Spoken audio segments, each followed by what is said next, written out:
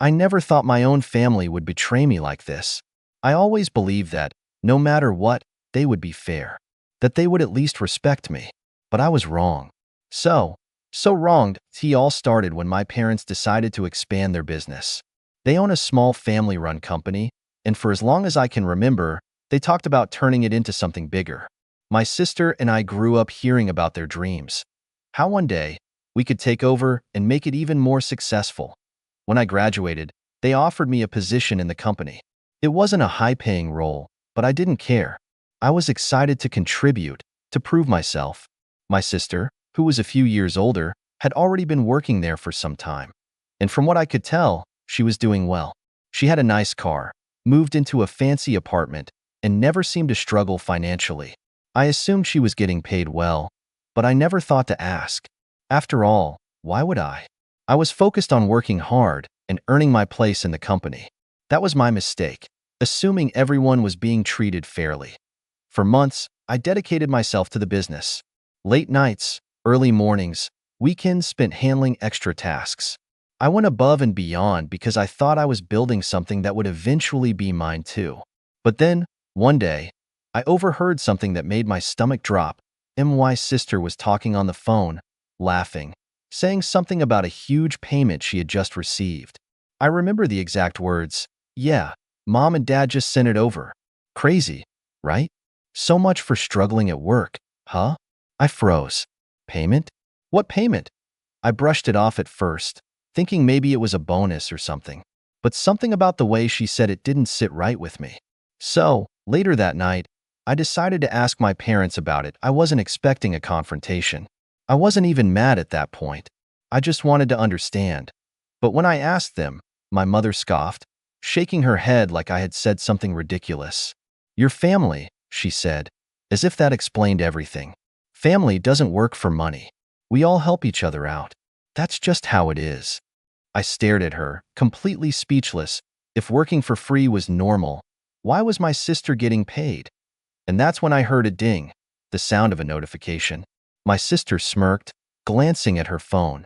My heart pounded as she turned the screen toward me, just enough for me to see the message. A large payment had just been deposited into her account. I swallowed hard. "Maybe you're just not worth paying," she said mockingly, her smirk widening. Something inside me snapped. I didn't argue. I didn't yell. I didn't demand an explanation. I just closed my phone, turned around, and walked away. But what happened next? Well, that's where things get really interesting. I walked straight to my room, my mind racing. How could they do this to me? After everything I had done for the company, late nights, early mornings, extra hours, I was nothing more than free labor to them. And my sister? She knew about it. She enjoyed it. That smirk on her face wasn't just arrogance. It was satisfaction. I sat on my bed, staring at my phone. I wanted to scream, to confront them, to demand answers. But what was the point? They had already made up their minds. I spent the next few days in a fog. I still showed up to work, but my heart wasn't in it. Every time I saw my parents, all I could hear was my mother's dismissive laugh. Every time I saw my sister, I imagined that payment notification flashing on her screen. Then, one night, I made a decision. I was done. I wasn't going to waste another second working for people who didn't respect me. If I wasn't worth paying, then I wasn't worth staying. The next morning, I walked into the office, went straight to my dad's desk, and handed him my resignation. He barely looked up from his computer. "Don't be dramatic," he muttered. I stood my ground. "I'm not. I'm leaving," he sighed, finally turning to face me. "Where are you even going to go? You don't have another job lined up.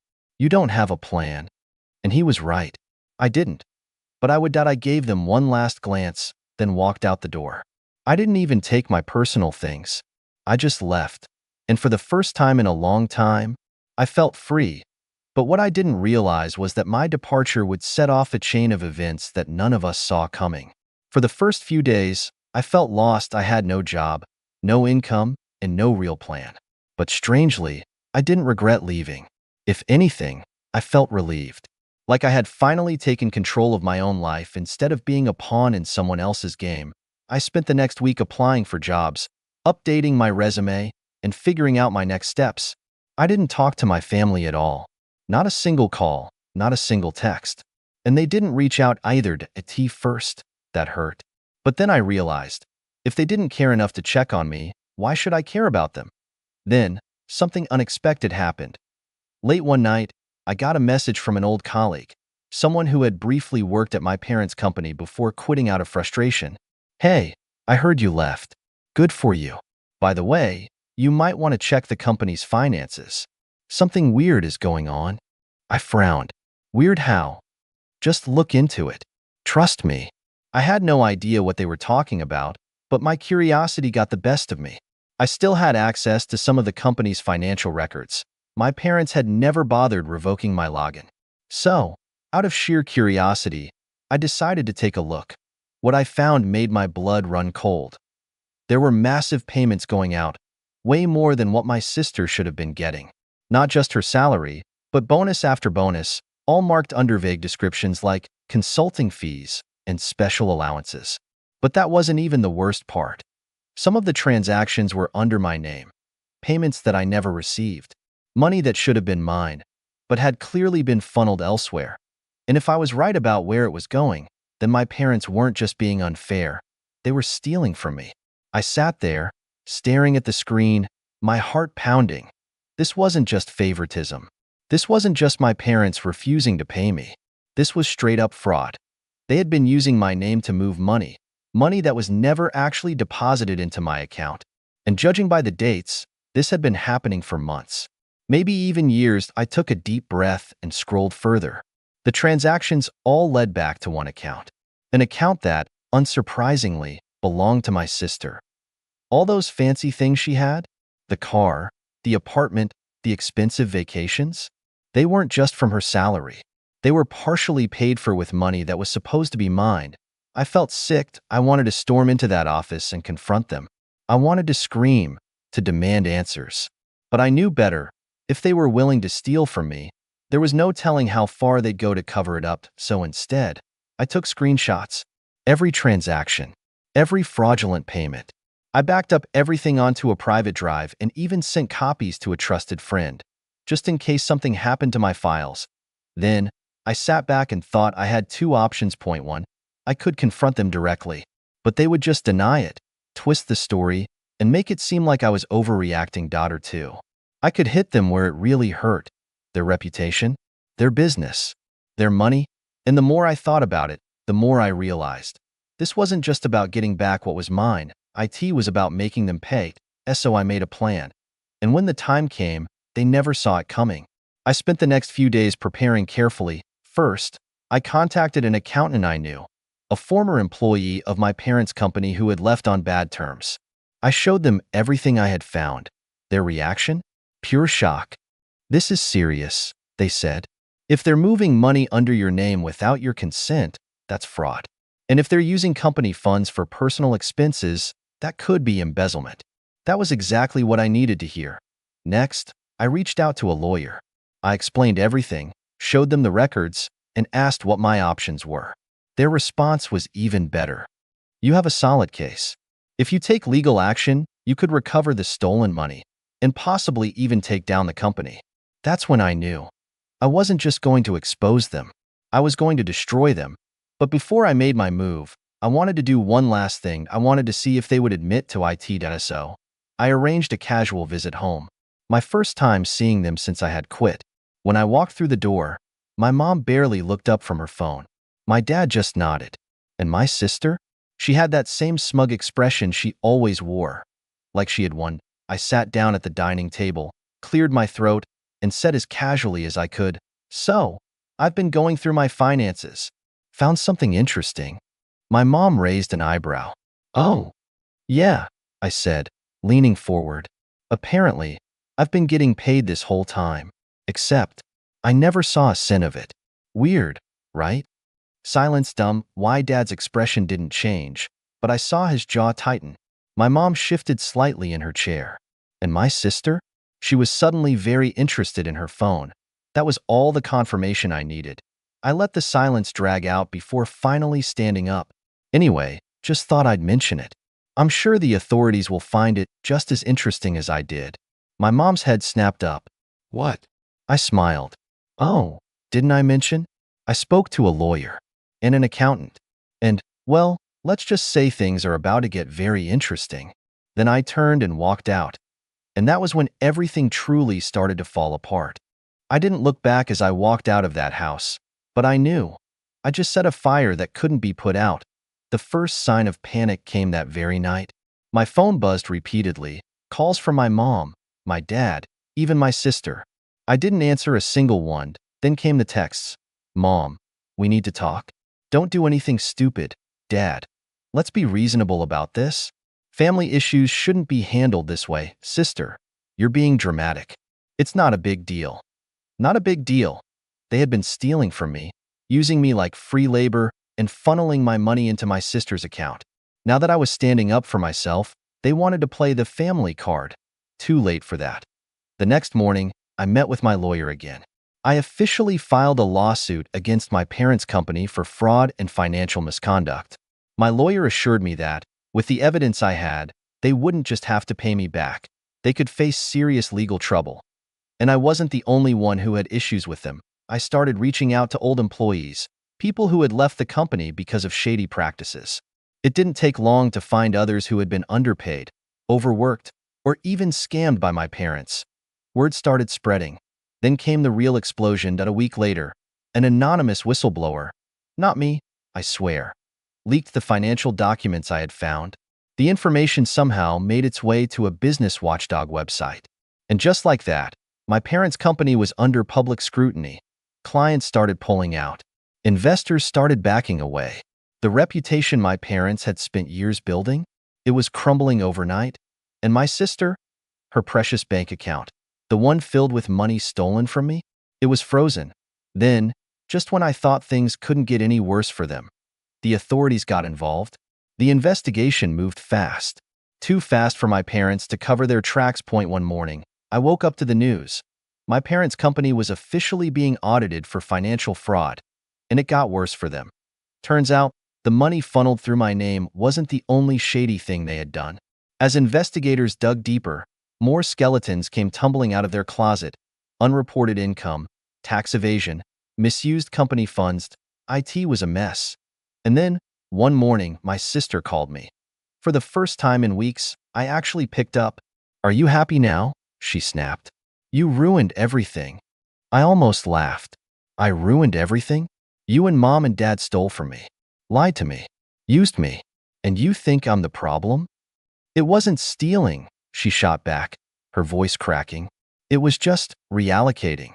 They said you'd get it back eventually." I shook my head. "Wow, you actually believe that?" Silenced, I let it hang for a moment before continuing, my voice calm. "You had every opportunity to be better than them, but you chose to be just like them. And now you're facing the consequences." She didn't say another word before hanging up. That was the last time we spoke. But things didn't end there. A few weeks later, my lawyer called me with an update. "Your parents' company is collapsing. With the lawsuits, the fines, and the lost clients, it won't survive much longer." "And my money?" I asked. "They'll have to pay it back. Every last cent." I leaned back in my chair, exhaling slowly. I had one. They had spent years treating me like I was worthless, like I didn't deserve to be paid, like I was just free labor. And now, they were the ones who had lost everything. I should have felt satisfied, triumphant, even, but all I felt was free. Finally, free. The real chaos began when my parents realized there was no way out. One evening, I got a call from my mother. I almost ignored it, but something in me wanted to hear what she had to say. The moment I answered, all I heard was sobbing. "How could you do this to us?" she wailed. "We're your family. You're ruining us." I stayed silent, letting her cry, her voice breaking between gasps. Then my father took the phone. Unlike my mother, he wasn't crying. He was furious. "You ungrateful brat," he spat. "After everything we've done for you, you stab us in the back like this?" I scoffed. "After everything you did to me? We fed you. We gave you a home. And you repay us by tearing our business apart?" That made me laugh bitterly. "Oh, so now I owe you my entire life because you did the bare minimum as parents?" My father was seething. Do you even realize what you've done? We might go bankrupt. We could lose our house. Your mother is sick with stress. She's been crying for days. She should have thought about that before stealing from me. I shot back. This is your fault, my father roared. You destroyed your own family over a little money. That was it. I snapped. A little money?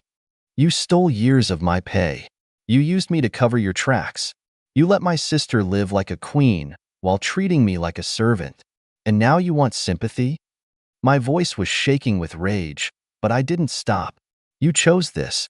You thought you could get away with it forever. And now that you're finally facing the consequences, you blame me? The line went dead and I guess he couldn't handle the truth. But it wasn't over. A few days later, I got a text from my sister. Sister, I hope you're happy. Mom had a breakdown. She can barely eat. The company's going under. We're losing everything. But I guess that doesn't matter to you, huh? I stared at the message, shaking my head. They still didn't get it. They thought this was my doing. That I was the villain. I typed back. You had a choice. You could have treated me like family. Instead, you treated me like garbage. Enjoy the consequences. And I hit send. The final blow came a week later. My lawyer called me. It's official. The company is bankrupt. Your parents are being forced to sell their assets. And you'll be getting your money back.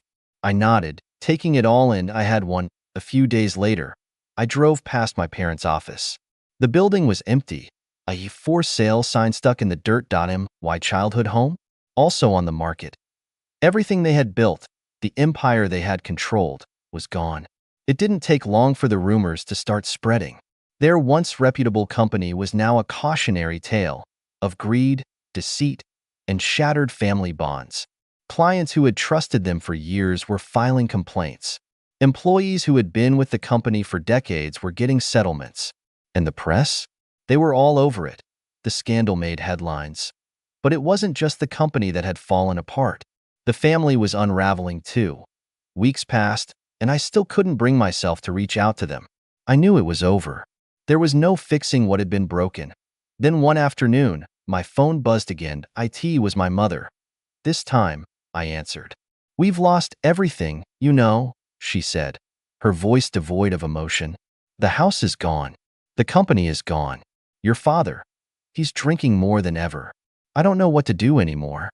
I wasn't sure how to respond. Part of me wanted to say, good. But another part of me felt an unfamiliar twinge of guilt. What do you want me to say? I finally asked, my voice flat. We just need you to come back. Help us fix this. Please, we're family. Her voice cracked. I paused. The words were laced with desperation. But all I could think about was everything I had lost. The years spent working without pay. The broken promises. The way they had treated me like I was invisible, disposable. You had your chance to treat me like family. But you chose not to, I said coldly. You chose money over me. And now you're asking for my help? There was a long silence on the other end. I could hear her sniffling, trying to hold it together. Please, we're sorry. Your father is falling apart. He can't handle this. I bit my lip, staring at the floor. Maybe you should have thought about that before all of this started. You thought I was worthless. Well, now you know better. Her response was barely a whisper. You were never worthless. You're my child. But we were wrong. Please, I'm begging you. It was hard to hear her like this, broken, pleading. A part of me almost wanted to reach out. But the other part of me, the part that had been hurt, betrayed, and ignored, was too angry to forgive. I can't help you, I said finally. Not anymore. And with that, I hung up. Days passed, and the noise from my family slowly faded away. The calls stopped. The texts stopped. My parents had officially hit rock bottom, and there was nothing left for them to take from me anymore. I focused on rebuilding my own life, moving forward. I found peace in knowing that I'd taken control. And as much as it hurt to see them crumble, I knew I couldn't go back. The truth was, there was no fixing what had been broken. The damage they had caused was too deep, too ingrained. I had to keep moving forward, even if it meant leaving them behind. And that's where my story ends. Now, I'm curious, what would you have done in my place? Would you have given them a second chance? Or would you have walked away like I did? Let me know your thoughts in the comments below. My name is Lucas. I'm 27, and up until last week, I thought I was a good son. Maybe even too good. I was the one who always stepped up when my parents needed something. Rent was tight? I covered it. Car broke down? I paid for the repairs. My younger siblings needed help with tuition? Guess who pitched in? I never complained because, well, they were my family. And isn't that what you're supposed to do for family? But this past week, I learned something about my parents that I can't unlearn. And now, I don't think I can ever look at them the same way again. It started a little over a year ago.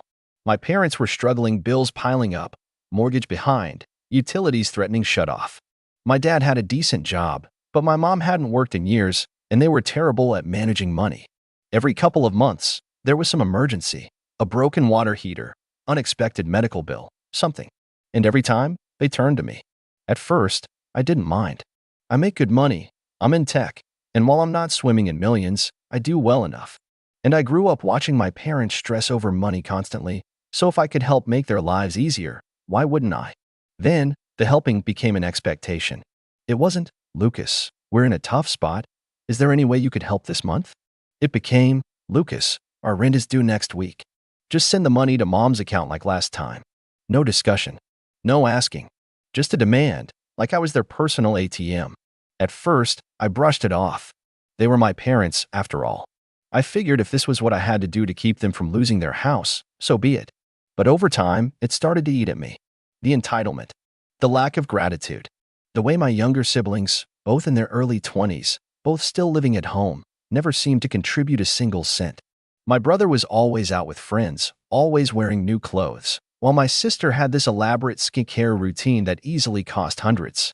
And yet, I was the one keeping the roof over everyone's head. I started setting boundaries, but they didn't take it well.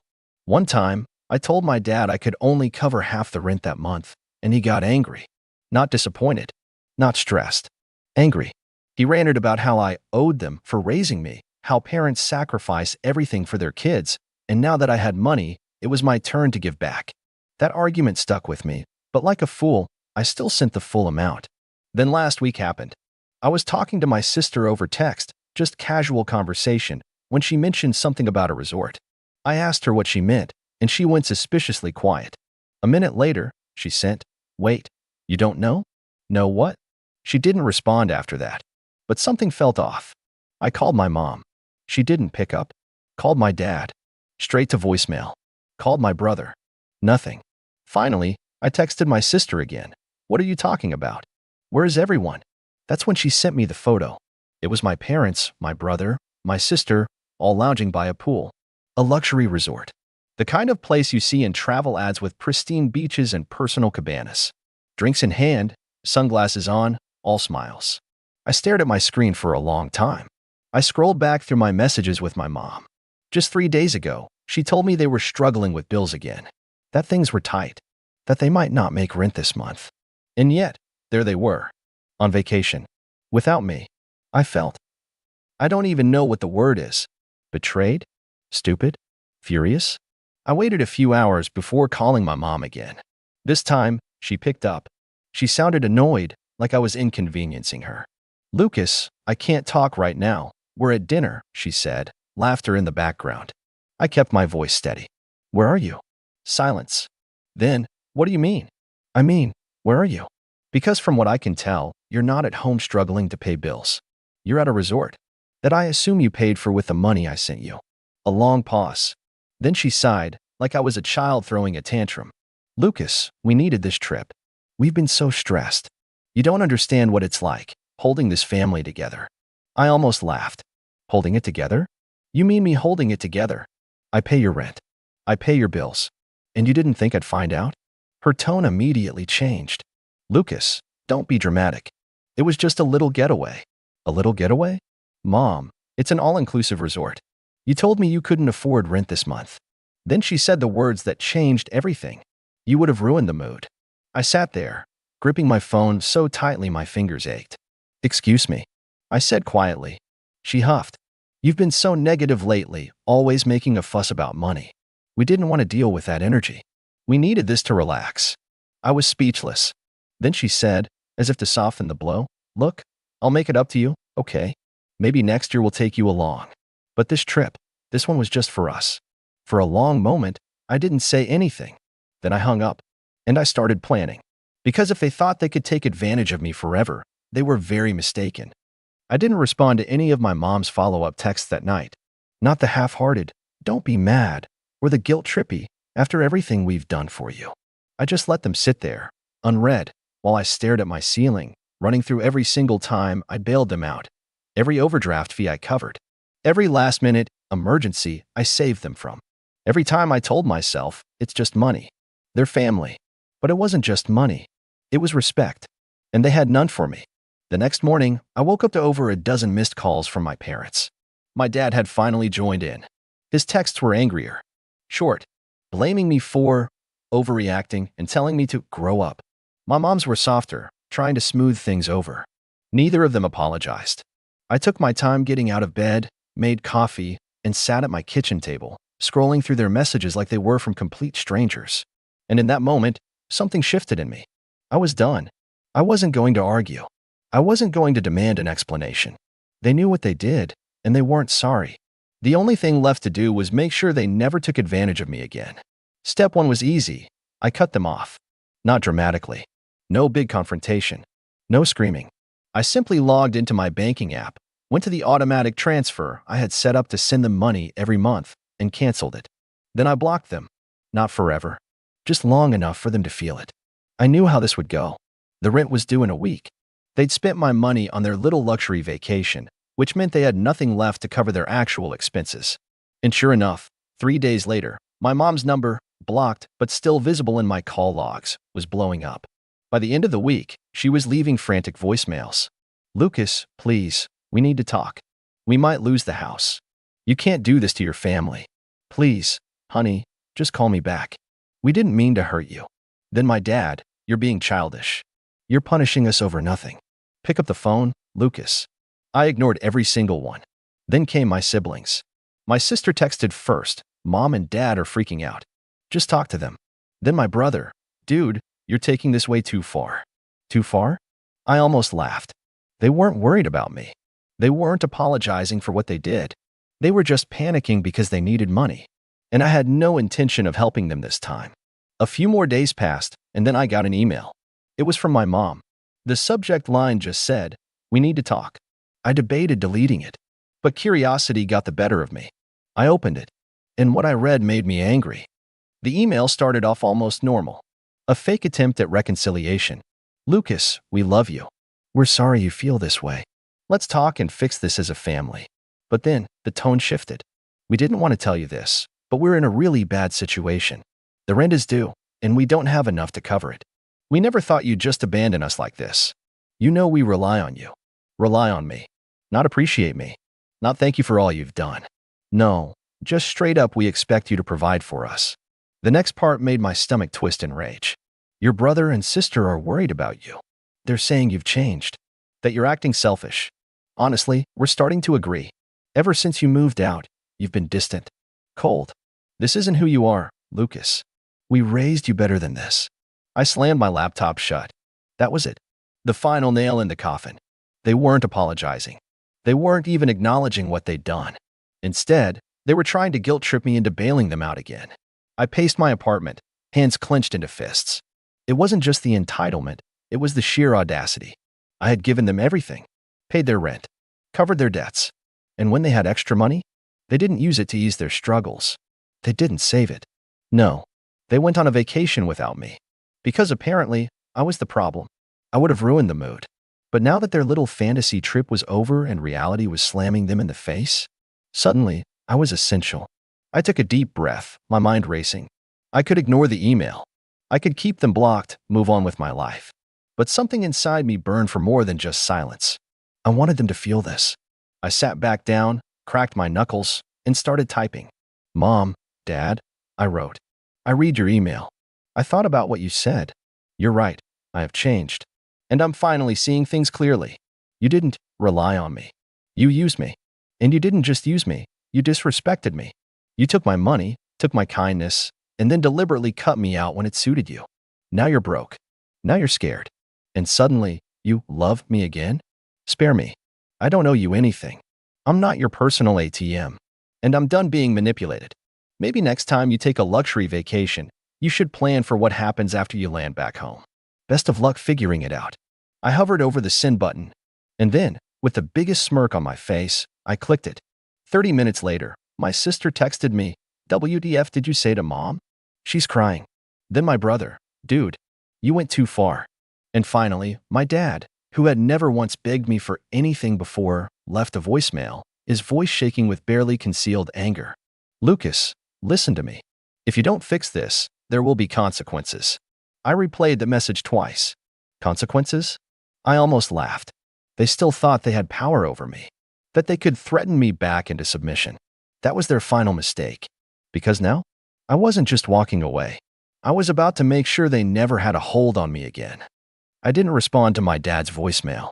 Instead, I went about my day as if nothing had happened. But deep down, I knew this wasn't over. My parents weren't the type to let things go. They couldn't stand the idea of losing control over me. So when I heard the sharp, aggressive knock on my apartment door the next evening, I wasn't surprised. I took my time walking over, glancing through the peephole. Sure enough, there they were. My dad stood stiffly, his jaw clenched, looking like he was barely holding back his anger. My mom, on the other hand, had her arms crossed, her face set in a look of forced disappointment, like I was the one who had wronged them. I considered ignoring them, letting them stand out there and stew in their own frustration. But no, I wanted to see this through. I unlocked the door and opened it, leaning casually against the frame. "What do you want?" I asked flatly. My mom's expression immediately shifted into something softer, more pitiful. "Lucas, sweetheart, please. Let's just talk." "No," I cut her off. "Say whatever you came here to say. Then leave." That's when my dad stepped forward, his face red with barely contained rage. "You think you're real tough now, huh?" He snapped. "Ignoring our calls, sending us that disgusting email? After everything we've done for you." I raised an eyebrow. "Everything you've done for me?" I repeated. "You mean raising me? Feeding me as a kid?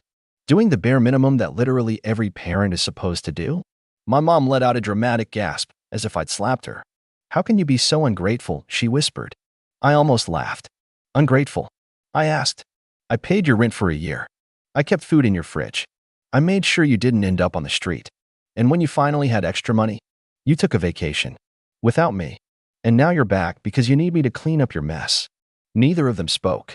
That's when I stepped aside, gesturing toward my apartment. "Come in," I said. They exchanged a quick glance, then walked inside cautiously, as if they expected me to start screaming. I didn't. I closed the door, walked over to my counter, and pulled out a folder. Then I turned and placed it right in front of them on the coffee table. "What's this?" my dad asked suspiciously. "Bank statements," I said. "Every payment I made for you. Every dollar I sent." I leaned forward, locking eyes with him. "Just so we're clear on exactly how much I've done for you."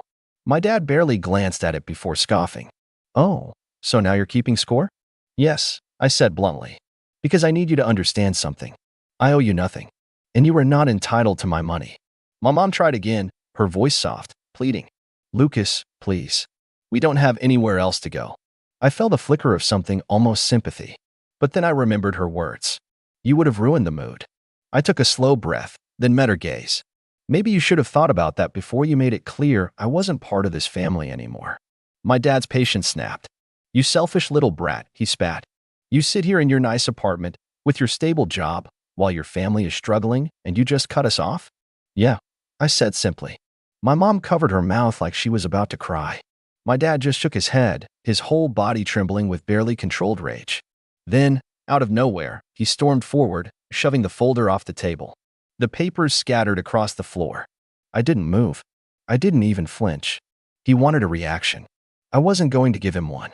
Instead, I met his glare with a calm, steady expression. "Are you done?" I asked. My dad let out a bitter laugh. "You're gonna regret this," he said, his voice low, dangerous. "Mark my words, you will regret this." I tilted my head. "Are you threatening me?" He scoffed, but he didn't deny it. I stepped forward, my voice cold. "Get out." My mom's face crumpled. "Lucas, please, get out." For the first time in my life, my dad actually looked uncertain.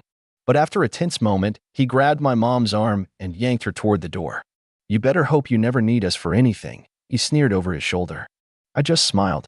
I never have. And now, I never will. I opened the door for them. They hesitated, as if they thought I might break, as if I might change my mind. But I just stood there, silent, waiting. And finally, they walked out. I shut the door behind them, locked it, and let out a slow breath. I should have felt relieved. But something told me this wasn't over. Not yet. For the next few days, I didn't hear from them. I figured they had gotten the message. My parents were used to getting their way, but they weren't stupid. They knew they had pushed me too far this time. I was wrong. It all started with a single, unexpected message from my sister. The text came through while I was sitting on my couch, scrolling through some random stuff on my phone. "Hey, can we talk?" I rolled my eyes. My sister wasn't exactly a beacon of reason when it came to our parents. She was always the one to say, "Oh, they're just stressed," or "they didn't mean it like that." But deep down, I knew she wasn't going to let this go either. I decided to entertain it, for now. I quickly replied, "About what?" A few minutes later, her message pinged back. "About Mom and Dad. They're really upset. Lucas, can we just talk about it? Please." I sighed, rubbed my eyes, and tossed my phone on the coffee table. My anger was already building up just thinking about them. But for some reason, I found myself typing back. Maybe it was curiosity. Maybe it was some twisted part of me that wanted closure.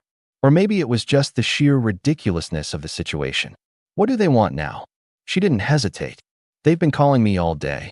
Dad is on the warpath. He said you humiliated them, that you've crossed a line. Mom's been crying nonstop. They're really sorry, Lucas." I laughed bitterly. "I'm sure they are. They're sorry because I didn't do what they expected me to do." A few seconds of silence passed. Then she replied again. "They're just scared. They really don't know what they're going to do without you. They said they've been thinking about everything. Can't you forgive them, just this once?" "Forgive them?" I typed, almost angrily. "You've got to be kidding me. I've been paying their rent for an entire year, taking care of their bills like some kind of bank. And they didn't even think to include me in their little family vacation. Now that they're in a mess, I'm supposed to swoop in and save them again? No, I'm done, Jamie." The response was quick. "Please. They are sorry, Lucas. They didn't mean to hurt you. Mom said she was wrong. I know you don't believe that, but she really does feel bad." I took a deep breath and ran my fingers through my hair. Part of me wanted to call her out for defending them, but another part of me just wanted to be done with the whole thing. It wasn't worth the energy anymore. "I don't care what they say anymore," I responded. "I'm done. They can figure this out on their own. I've been there for them more than anyone else, and I'm not doing it anymore." I stared at my phone screen for a moment, feeling the anger bubbling up again. But this time, I was more in control. The pain, the frustration, all of it was settling in my gut like a cold rock. Jamie didn't text back for a while. I thought that was it. Then came the call. It was my mom. I let it ring out. I wasn't interested in hearing what she had to say. After a few minutes, she called again. This time, I answered it, just to get it over with. "Lucas." Her voice was soft, almost trembling. I didn't mean for it to go like this." I stayed silent, letting her stew in the awkwardness. Finally, she broke the silence. "You're right. We've been horrible to you. I've been horrible to you. I thought you'd always be there to take care of things. But now, I see how wrong I was. You don't owe us anything, Lucas. You never did. It was everything I'd ever wanted to hear. But there was no satisfaction in it anymore." "No," I said flatly. "I don't owe you anything." There was a pause, then a deep breath from my mom. "We're sorry," she repeated. "We never wanted to hurt you." I could hear the faint sound of her crying on the other end, but I felt no sympathy. Not anymore. I'd given them everything, and this was how they repaid me. "I've already made my decision," I told her. "I'm done. And if you really mean that you're sorry, you'll leave me alone." The line went quiet. Then, just as I was about to hang up, she whispered, "Please, Lucas, don't leave us. Don't turn your back on your family." I shook my head, even though she couldn't see me. "I've already turned my back on you. You just didn't notice until it was too late." And with that, I ended the call. I thought that would be the end of it. But a few hours later, my phone buzzed again. This time, it was a voicemail from my dad. "You've crossed a line, Lucas. You're not just cutting us off, you're destroying this family. You think this is over? It's not. I'm going to make sure you regret this. You'll be sorry, just wait." I stared at the phone, trying to decide what to do. Part of me wanted to listen to it over and over, to savor the anger in his voice. But I didn't. I deleted it. It wasn't worth my time anymore. And I knew what came next. The call I'd been waiting for. The one that would finally finish this story for good. It didn't come from my parents, though. It came from my brother. And when I picked up, his first words sent a chill down my spine. Lucas, you need to be careful. This is bigger than you think. They're planning something. Something you won't expect. I froze. I wasn't sure what he meant by that, but the tone in my brother's voice instantly made my stomach turn. There was a quiet, eerie edge to his words, and it felt like he was hiding something. I leaned back in my chair, trying to process everything that had happened. The calls, the guilt trips, the accusations, all of it. What do you mean, bigger than I think? I asked, my voice steady despite the whirlwind in my head. He hesitated before answering, and when he spoke again, I could hear the nervousness in his voice. Look, I know things have been bad between us. I get that. But this isn't just about the money anymore. It's about control. They're not going to let this go. They're going to make sure you pay for cutting them off. I felt the words like a punch to the gut. What do you mean pay exactly? What are they planning? My mind was racing, but I wasn't ready to let the fear take over. Not again. I don't know everything, he said quickly, but I've seen how they've been acting behind closed doors. It's like they're trying to manipulate the rest of the family into turning against you. I think they're setting something up, something big. And if you don't watch out, they'll turn everyone against you. I rubbed my temples, feeling the weight of his words settling on my chest like a heavy boulder. Was I prepared for what was coming? Was this just their way of playing some last-ditch manipulation game? Or was there something else going on? Thanks for the heads up, I said finally, my voice cold and distant. But I've already made my decision. They've crossed every line. I'm done. I hung up without another word. And that's when I realized something. It wasn't just about the money anymore. It wasn't about whether or not I'd been generous enough. No, this was about something deeper. Something toxic. And I knew I had to completely sever ties before I ended up like them. Bitter, entitled, and suffocating in my own guilt. The next day, the storm hit. I was sitting on my couch when I saw the first message. It was a group text from my parents, my sister, and my brother. It was the last thing I ever expected. We need to talk. This family is falling apart, and we need you to fix it. This isn't just about the money, Lucas. We're asking for your help.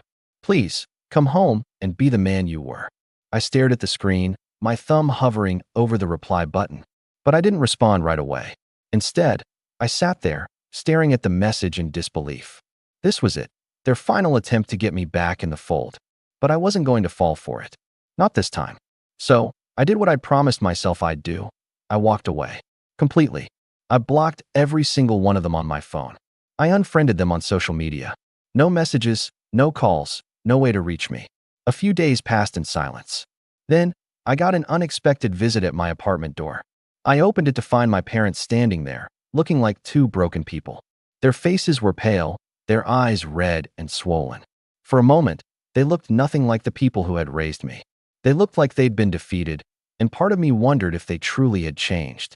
Lucas, please. You have to listen to us, my mom said in a voice that was barely a whisper. We're sorry. We've been wrong. We don't want to lose you. This whole thing, it's gone too far. We just want our family back. I didn't say anything. I just stood there, staring at them, letting the silence fill the room. My dad spoke next, his voice shaky. Please, son, don't do this. We need you. You're the only one who can fix this. It was in that moment that I realized I was done. Completely done. They had manipulated me for years, used me as a safety net when things went wrong, and then treated me like I didn't matter when they thought I could no longer be of use to them. But now, they were desperate. Desperate enough to beg. Desperate enough to try and twist the situation to make me feel guilty. But I had nothing left to give them. No more money, no more favors, no more emotional support. I had been their lifeline for too long, and now I was walking away for good. No, I said firmly. You've had enough chances. I gave you everything, and this is how you repay me? I shook my head. I'm done. This is my final answer. I could see their faces fall, the weight of their own actions finally settling in. It felt strange, but it was also freeing. For the first time in years, I wasn't tied to their drama. I didn't owe them anything. They turned to leave, but not before my dad muttered, "You'll regret this." But I didn't care. I felt no remorse, no guilt. I had finally taken control of my own life, and I was going to protect my peace from here on out. A few weeks passed. I didn't hear from them. I didn't hear from anyone else, either. My phone was silent, and for the first time in ages, I actually felt happy. Free even. Then came the final blow, an email. It was from my sister, and this time, she was the one apologizing. She said that she understood why I had done what I did, that I deserved better, and that the family was falling apart. She said that if I didn't come back, they'd never be the same again. She begged me to reconsider. I didn't even read the rest. I just deleted it. That was the end of it. I had won. And my family, what was left of it, was left to pick up the pieces. I don't know what the future holds, but I know this. I won't be looking back. What do you think? Should I have taken a different approach, or did I make the right choice? I was 13 when I realized my family had already decided who mattered. My name's Logan, 31 now. And if you'd asked me back then what kind of family I came from, I probably would have said normal. But looking back, the signs were always there. Subtle at first, like how my achievements were nice, while my younger sister, Haley, got full-on dinner celebrations for every minor trophy. Or how my parents always seemed a little too quick to drop everything for her dance recitals, while I'd sit alone at my soccer games, wondering if they got stuck in traffic again. They didn't. They just didn't come. Haley's 2 years younger than me, and, to be fair, she was gifted. The kind of kid who sparkled on stage, who could walk into a room and draw every pair of eyes without trying. She had the charm, the grace, and the uncanny ability to cry on cue, which worked disturbingly well when she needed to get out of trouble or pin something on me. My parents, Lisa and Craig, were absolutely smitten with her. Not just in a proud parent kind of way, more like they saw her as some kind of golden investment. At first, I didn't mind. I wasn't the type to compete for attention. I liked tinkering with electronics, building stuff in the garage, learning how things worked. While Haley was perfecting pirouettes and getting standing ovations at the school play, I was wiring old computers back to life and making small cash fixing phones for neighbors. I was proud of my little projects. But my parents never really looked up from Haley long enough to notice. And when they did, it was usually to say something like, "That's nice, Logan, but don't spend too much time on that stuff. You don't want to burn out before you even get to college." College. That became the line in the sand. Haley was groomed for it. Elite summer camps, tutoring, college prep courses starting freshman year. Me? I was told to be realistic and consider trade school. Nothing wrong with trade school, of course. But it wasn't my dream. I wanted to study engineering, maybe even start a tech company someday. But whenever I mentioned it, I got the same response. A tight-lipped smile and a lecture about not everyone being cut out for big dreams. It stung, but I pushed through. I figured if I just proved myself, they'd come around. So I kept working, fixing things, learning to code, teaching myself software design from old manuals and YouTube videos. I built my first app at 16. It was clunky, ugly, and barely worked. But it was mine. I remember showing it to my parents, expecting something. Interest, curiosity, maybe even pride. Instead, my mom glanced at her phone halfway through and said, "You know Haley's team might qualify for nationals this year? Isn't that exciting?" That was the first time I didn't answer. Just nodded and left the room. The older we got, the worse it got. By the time Haley was applying to Ivy League schools, with a team of private consultants and a vision board my mom practically micromanaged, I was taking night classes at a community college and running a growing repair business from the basement. I was pulling in more money than I'd expected, enough to buy my own beat-up car and start saving. But my parents still treated it like a hobby. Like I was just spinning my wheels until I figured out something real to do. The moment that really hit me, though, was when Haley got into Columbia. Big moment, right? I congratulated her sincerely. I mean that. And the whole family threw this massive dinner party. Friends, extended relatives, catered food, champagne for the adults. And somewhere between the speeches and the toasts, my dad stood up, clinked his glass, and said, "We always knew Haley would do something special. She's the kind of person who can lead a company someday. Maybe even take over the family business." I froze. The family business? My dad owned a small but successful logistics company, something he built in his 20s. He used to tell me stories about working nights, hustling for contracts, sleeping in his truck. I always assumed he wanted to pass that on to me one day. We'd talked about it when I was younger. I thought I'd earn it. I looked at him that night, searching for some kind of signal that he hadn't just erased me from the future of our family. But he didn't even look in my direction, just raised his glass toward Haley, who was beaming like a Broadway star. I didn't say anything that night, didn't make a scene. But something inside me cracked. Not in a dramatic way, more like a quiet shift. Like finally accepting a truth you've been trying not to see for years. They'd already decided. I was just the background noise to Haley's spotlight. Over the next couple of years, that truth kept unfolding. My parents funneled money into Haley's tuition, her off-campus apartment, even helped her launch a little fashion startup on the side. I asked for a small loan once, to upgrade some servers for a client project, and they said they were tight on cash right now. I didn't ask again. I took on extra work instead. Started skipping sleep, grinding harder. I got smarter about business, built relationships with developers, took online certifications in design and AI systems. Slowly, my side hustle evolved into something real. I still went to family dinners, still played the role, but I stopped expecting anything from them. They didn't notice the change, not really. As long as I smiled, said congrats, Haley, on cue, and kept my mouth shut, I stayed invisible. But then came the pivot, the twist that set everything else in motion. 3 years ago, my dad called a family meeting. I remember it clearly because it was the first time in forever that he said he wanted to talk to me about the business. My heart actually leapt a little. I thought maybe he saw me. Finally. But no. He said he was retiring early and wanted to transition the company into a new era. That's how he phrased it. Said he'd been thinking hard about who should take over, and after careful consideration, he decided it was time to bring Haley in as CEO. She'd been learning leadership at school, understood branding, and had natural charisma, things he claimed were more important now than logistics or operations. I asked, calmly, what would happen to the management team, to the systems, to the staff who'd been with the company for decades. He said, they'll adapt. It's time for fresh blood. And me? I asked. He smiled, like he pitied me. Logan, you're doing well in your own way. But this just isn't your lane. That line. It stuck with me like a splinter under my skin. Haley took over. And predictably, everything started falling apart. At first, it was slow. A few clients lost. Some staff left. She brought in her college friends to modernize operations, fired old hands who'd built the company from the ground up, rebranded with a shiny new logo and a bizarre mission statement that sounded like it was generated by an AI trying to be quirky. The numbers started dropping. Vendors got frustrated. But my parents? They kept defending her.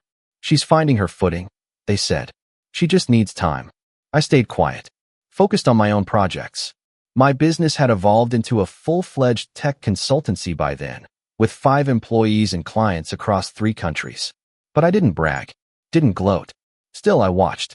I watched as Haley ran the company into the ground, as my parents doubled down on their faith in her, even when the cracks were clearly showing. And then, a few months ago, I got a call from my mom. She sounded tired, shaky. Logan, she said, we need to talk. It's about the business. I leaned back in my chair, staring at the charts on my second monitor. One of my newest contracts had just cleared for 7 figures. But I didn't mention that. Okay, I said. What's going on? There was a pause. A long one. It's bad. Haley made some mistakes. Big ones. The company's in trouble. We're trying to figure out how to keep the lights on. We were wondering if you could come by and maybe take a look. That was the moment. The moment everything started to shift. I said nothing at first. Just let the silence stretch. Because part of me wanted to help. Despite everything, they were still my family. But another part, an older, sharper part, remembered all the times they chose her. All the times I was told to stay in my lane. All the dinners I spent smiling while they toasted her success like I didn't exist. And now? Now they were calling me. Begging. That's when I realized. They hadn't just underestimated me. They'd forgotten I existed. And now? Now they were remembering. At the worst possible time. But the thing is, I wasn't the same Logan they'd pushed aside. And I had no intention of saving them quietly. I didn't go over to their house right away. Not because I was trying to be dramatic, but because I needed to feel that they needed me. After years of being the afterthought, the shadow in Haley's spotlight, it felt strange having them reach out first. My mom sent a follow-up text the next day. Logan, I know you're busy, but this is serious. Dad is worried. We could really use your insight. I almost laughed at that. Insight. As if I hadn't been quietly building my own empire while they poured every resource into my sister's vanity projects. Still, I agreed to come by later that week. I didn't wear a suit, just jeans and a hoodie. I wanted to remind them that I was still me, The version they decided didn't look like success. My mom opened the door, looking 5 years older than I remembered. Her hair was tied in a messy bun, eyes puffy like she hadn't slept in days. "Logan," she said, pulling me into a hug. "It's really bad." The living room looked the same, but the energy was off.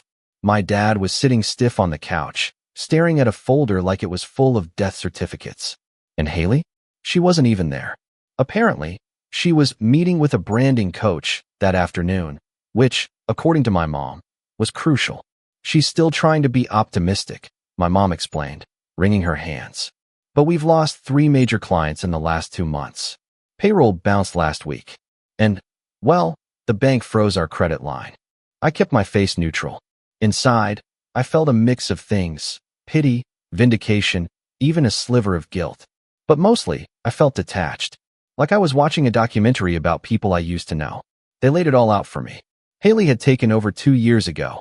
At first, she was full of energy and grand ideas. Rebranding the company, switching to trendy new logistics software that no one in the warehouse could understand. She fired the operations manager, someone who'd been with my dad since year 1, because he wasn't vibing with the new culture. She'd hired her college roommate to handle vendor contracts, which ended in a legal mess. And she was bleeding money on useless influencers to elevate the company's image. I flipped through the reports. Read. "And you let this happen?" I asked flatly, looking between them. My dad didn't meet my eyes. "We thought she just needed more time. She's under a lot of pressure. You know how hard it is for women in business." That nearly made me choke. I've worked with brilliant women. Driven, competent, creative powerhouses. Haley didn't lack opportunity. She lacked accountability. They asked if I could look into the back-end systems, maybe recommend someone to help. But I could tell what they were really asking. They just didn't want to say the words yet. Not out loud. After 2 hours, I told them I'd think about it. That I'd need access to some files and admin dashboards if they wanted a real assessment. They agreed instantly. My dad even muttered something like, "We should have brought you in earlier." It was the closest thing to an apology I'd ever get. When I finally saw Haley the next week, she barely acknowledged me. "Oh, hey Logan," she said, flipping her sunglasses onto her head. "You're here to do IT stuff, right?" I looked at her, waiting. She smirked. "Don't worry, I won't get in your way. I know it's more your speed. More my speed." She still saw me as the nerd in the garage, fiddling with wires while she conquered the world. But the world she built was burning, and she hadn't even noticed the smoke. Over the next few weeks, I dug in. And what I found was worse than I expected. Haley had misclassified employees as contractors, leading to a mountain of back taxes. She defaulted on multiple service contracts. There was a $60,000 marketing campaign that led to 0 ROI, because the influencer she'd hired turned out to be shadow banned for scamming followers. The CRM was a mess. Orders were falling through the cracks. And somehow, she was still drawing a 6-figure salary and expensing luxury handbags as client gifts. I put together a 20-page report. I outlined immediate threats, midterm recovery options, and long-term strategic pivots. I color-coded everything. My team. Yes, I had a team. Helped mock up automation tools that could streamline their process and cut costs by 40% within 3 months. I sent it to my dad and said we should meet in person. When I showed up that Saturday, Haley was there. "I read your little report," she said before I even sat down. "Cute. Very spreadsheet Y." My mom flinched.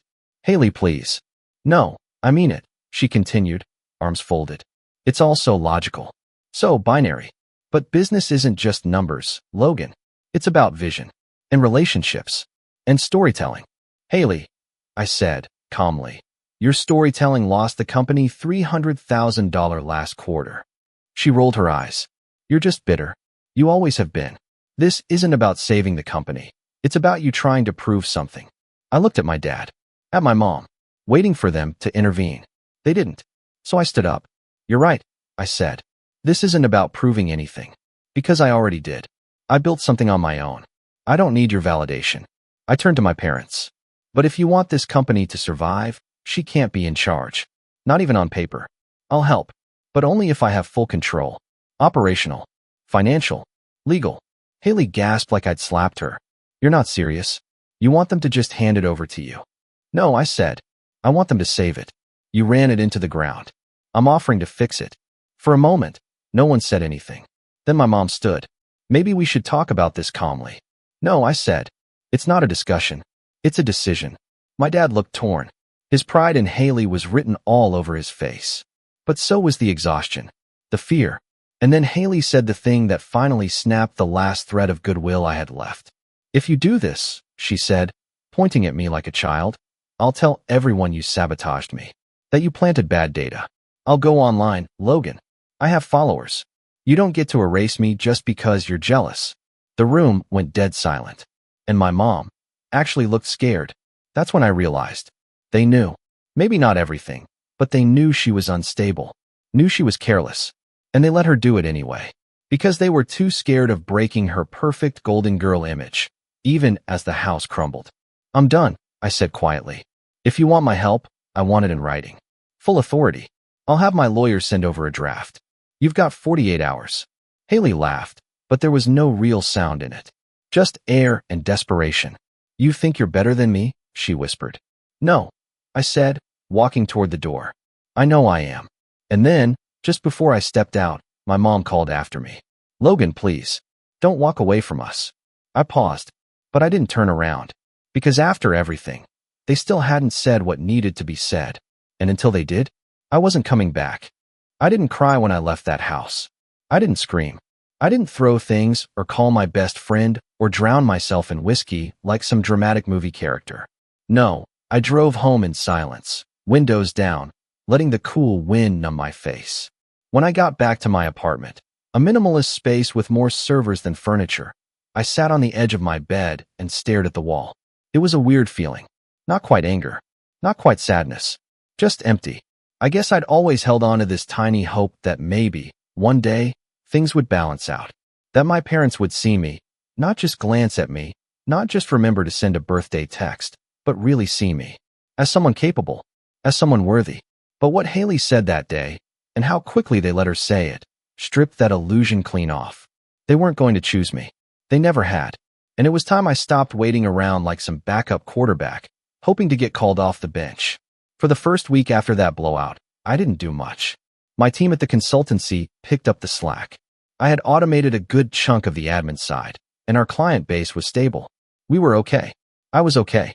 But inside, I felt like I'd been cracked open. Not destroyed, but definitely peeled back to something raw. Exposed. On day 8, I pulled out an old composition notebook from high school. The cover was frayed, corners bent. Inside were sketches, my original ideas for an app I'd once dreamed of building. It was dumb, maybe. Just a tool to help small businesses track their inventory across different platforms. Back then, I didn't have the skill to make it real. Now I did. That was the moment something clicked. If I was going to rise, it had to be on my terms. No more waiting for their approval. No more trying to prove anything to people who only knew how to look past me. I stayed up that night until 4 a.m. mapping out version 2.0. No distractions. No second guessing. Just pure, focused work. It felt good. Familiar. Like coming home to a version of myself I hadn't visited in years. That same week, I met with a mentor, someone I'd known through a tech incubator years ago. Her name was Camille. Ex-Google, now investing in underrepresented founders. I told her I wanted to pivot. Build something scalable. Not just fix broken systems for other people, but create my own. She listened. Asked questions. Took notes. And then she said something that stuck with me. They underestimated you. That's their loss. But don't make it yours too. So I got to work. Again. My consultancy team thought I was nuts at first. Shifting our focus meant we'd lose some steady revenue. But I had enough saved to keep us afloat for 6 months, maybe more. And I'd rather gamble on myself than keep cleaning up other people's messes forever. We started small, just me, an engineer named Eli, and a UX designer named Marcy. We met every day in my apartment. No whiteboards. No ping pong tables. Just laptops, coffee, and furious brainstorming. The product was simple in theory, an intuitive, AI-powered logistics platform for small to mid-sized businesses. One that could learn patterns, suggest solutions, and cut overhead costs in half without needing a dedicated IT team. I called it Glassline because it was built to make the invisible visible, every shipment, every delay, every dollar. And something about that name felt personal. The first version launched in 6 months. It wasn't perfect, but it was clean, fast, and best of all, it worked. We got beta users through LinkedIn connections, and word of mouth spread fast. By the end of year one, we had over 300 businesses using it. I didn't take a paycheck the entire time. I lived modestly. No vacations, no shopping sprees, no flashy car. Just me, building something real while everyone else still thought I was just some basement tech guy who didn't understand the bigger picture. Occasionally, I'd get updates through the grapevine. My parents never reached out directly, but I still had cousins who talked. They said the family company was hemorrhaging clients. Haley had apparently doubled down on some influencer campaign that backfired, and she'd started blaming toxic negativity from old staff for the drop in revenue. Classic Haley. I didn't engage, didn't comment, just listened, nodded, and went back to my work. But then something interesting happened. 16 months after our launch, Glassline was featured in a mid-tier business magazine as one of 10 startups reshaping logistics. A few weeks after that, we got our first acquisition offer from a competitor I'd admired for years. I turned it down, not because I didn't want the money, but because it wasn't time yet. I wasn't building this just to cash out. I wanted it to grow, to last, to be the thing people remembered me for, not the kid fixing phones in the garage, not the guy who got passed over for a failing CEO, but Logan Shaw, founder of Glassline. A month later, I got a text from my mom. "Logan, can we please talk?" I stared at it for a long time. The next morning, I got a call from my dad. I didn't pick up, but then something shifted. I got an email, official this time, sent from the family company's domain. It was a formal request to consult on a last-ditch restructuring plan. They were finally using the word I'd waited years to hear. Help. Not because they wanted to be kind, not because they saw me, but because they were drowning. The business was on the brink of collapse. Vendors were walking. A lawsuit had been filed by a former warehouse manager who claimed wrongful termination. Haley had apparently left town for a spiritual retreat and wasn't answering emails. And their accountant, who I vaguely remembered as a guy named Dennis who smelled like cough drops, had resigned mid-quarter and left no notes. They didn't just want me to help. They wanted me to save them. And for a brief moment, I almost said yes. Not because they deserved it, but because the company did. There were still employees there. People I remembered from holidays and company picnics. People who had once handed me snacks and patted my head and said, "You're going to be just like your dad someday." But then I read the last line of the email. "We hope you'll consider this." Haley did her best. Please understand, this wasn't her fault. That was the nail in the coffin. Even now, they couldn't admit the truth. Couldn't call it what it was. So I didn't reply. Instead, I forwarded the email to Camille and asked her to set up a meeting with our legal counsel. If they were serious about a handover, it wasn't going to be a casual favor. I was done doing things out of guilt or hope. I had built something they never believed I could. And now that it was standing taller than the empire they gave away to Haley, now they wanted back in. But I was no longer the kid waiting in the wings. I was the one holding the curtain open. And they were about to find out just how much that stage had changed. It was strange how calm I felt drafting the email. No bitterness. No adrenaline rush. Just quiet clarity. Camille sat across from me in the co-working space we'd upgraded to after closing our first big round of funding. The room was bright, modern, full of glass walls and warm lighting. The kind of space I used to dream about when I was coding from a rickety desk in my bedroom with takeout boxes stacked beside me. Now it was real. Mine. "I'm not doing this out of spite," I told her as I hit send. "I know," she said, "but you're also not doing it out of guilt. And that's important." She was right. For the first time, I wasn't reacting to my family. I was responding to reality. With precision. With leverage. With power. The letter I sent wasn't aggressive. It was professional. I addressed it to both my parents, outlining the potential acquisition of their company by Glassline Technologies Incorporated. It wasn't a consultation offer. It wasn't a proposal for shared leadership. It was a buyout offer, with terms attached. Complete operational control. Full ownership transfer within 30 days. All decision-making authority shifted to me and my executive board. Haley removed from any leadership or shareholder role. Permanently. It wasn't about punishment. It was about protecting the business from further damage and protecting my own name from being associated with their mess unless I had full control. I sent it, closed my laptop, and didn't think about it again for the rest of the day. I had other meetings, other projects. Glassline was in talks with a major shipping chain that wanted to pilot our tracking software across their regional centers. I couldn't afford to get emotionally tangled again. But later that night, the response came. Not from my mom. Not from my dad. From Haley. The subject line, "This is war." The email itself? A rant. Paragraphs of blame, denial, twisted logic. She accused me of manipulating our parents, of preying on a vulnerable moment. Said I was trying to erase her legacy and steal something that was never mine to begin with. My favorite line, though? "You were never meant to lead, Logan. You just waited in the shadows long enough for something to fall into your lap." I stared at that line for a long time. Because for a moment, I believed it. Not because it was true, but because it had been fed to me for so long.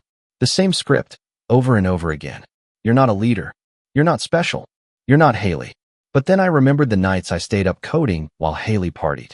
The years I spent building something real while she crafted Instagram captions for fake brands. I remembered every invoice I'd chased, every bug I'd fixed, every investor who told me no until they finally said yes. Nothing fell into my lap. I built this, brick by brick. So I didn't reply to her email. I forwarded it to my lawyer and asked him to file it away under hostile communications. If she wanted war, I'd meet her with silence and strategy. The next few days were a blur of planning. My legal team got to work drafting a formal letter of intent. Camille and I met with our CFO and finance advisors to determine the ceiling for a strategic buyout. I didn't want the company because I missed my family. I wanted it because it had value, if salvaged properly.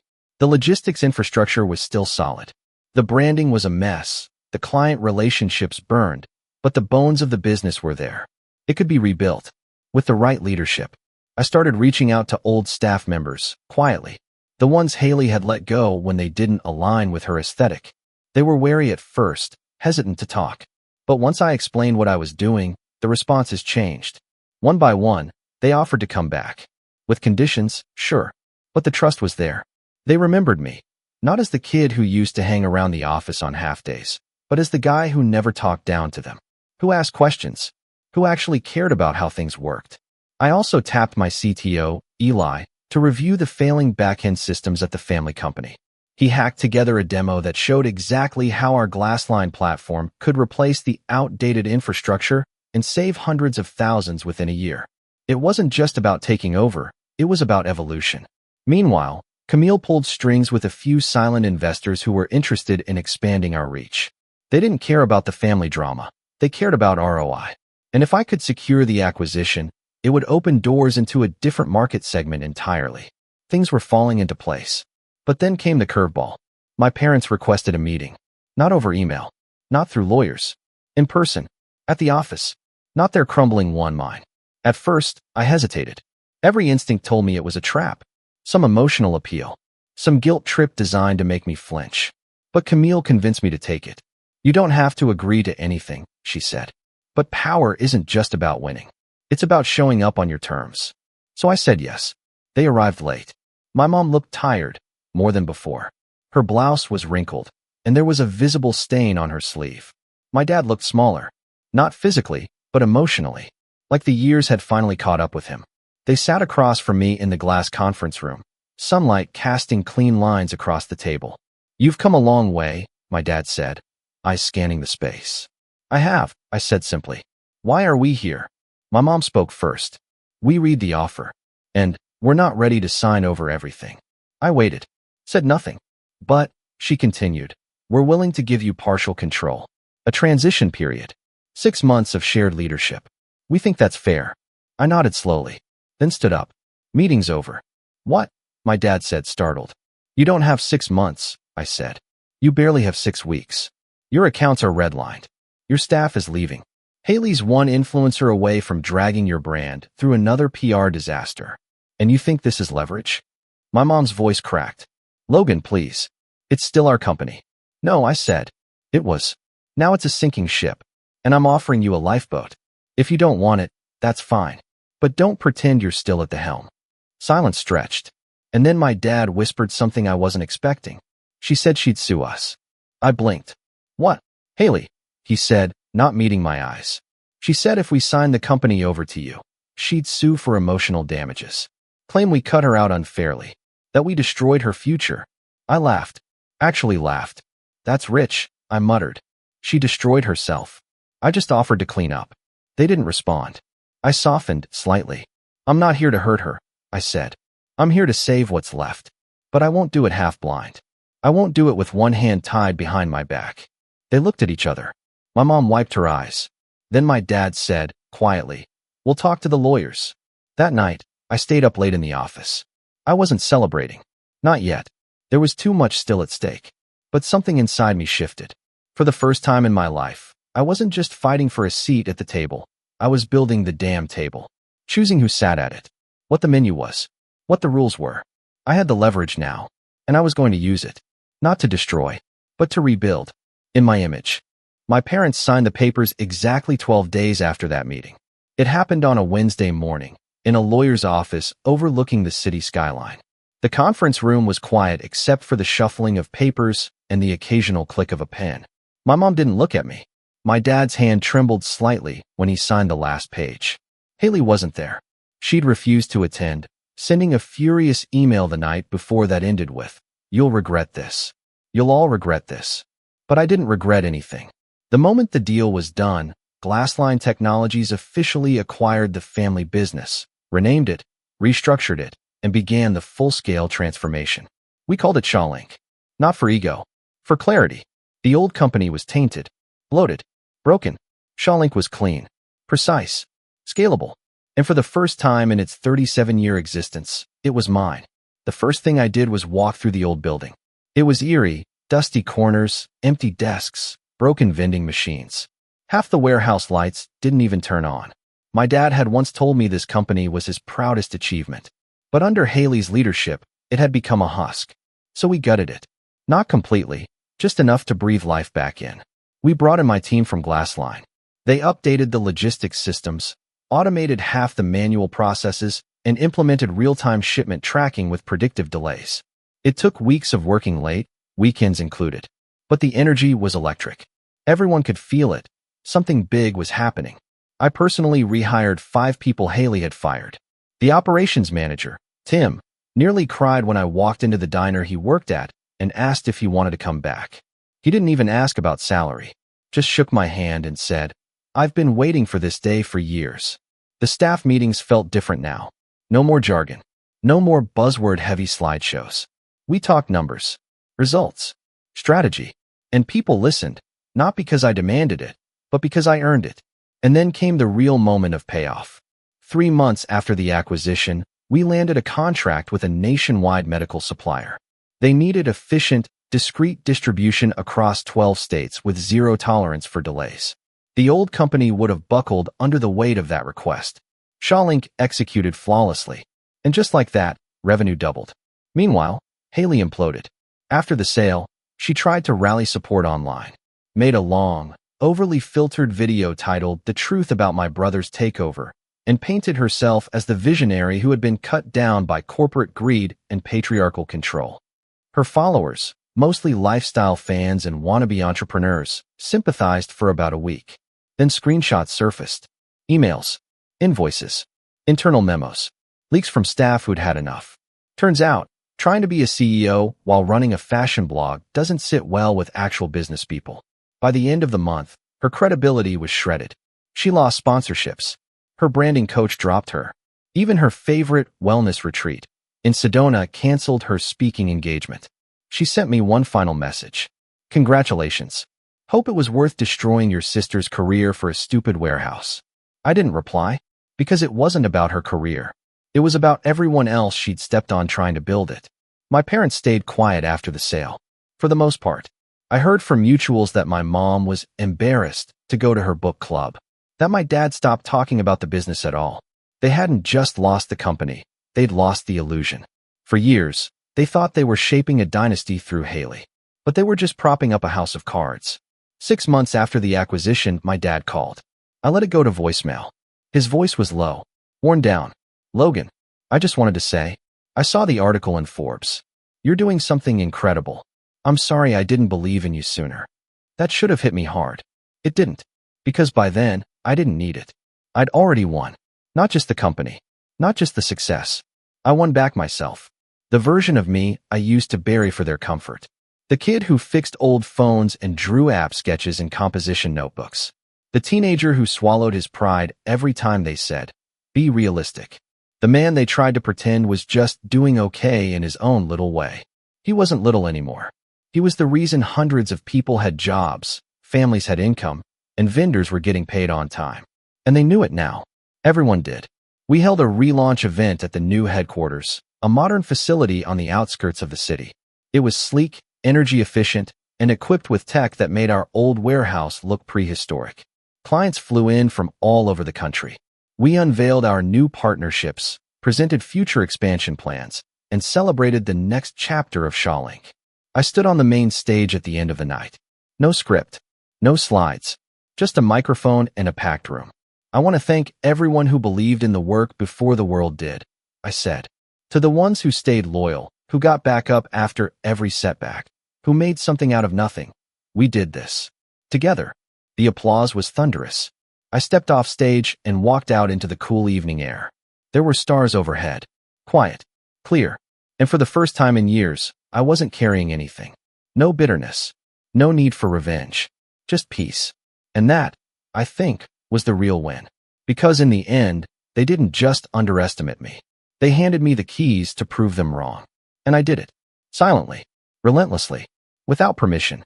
But on my terms. And that was the last time anyone ever called me the Shadow.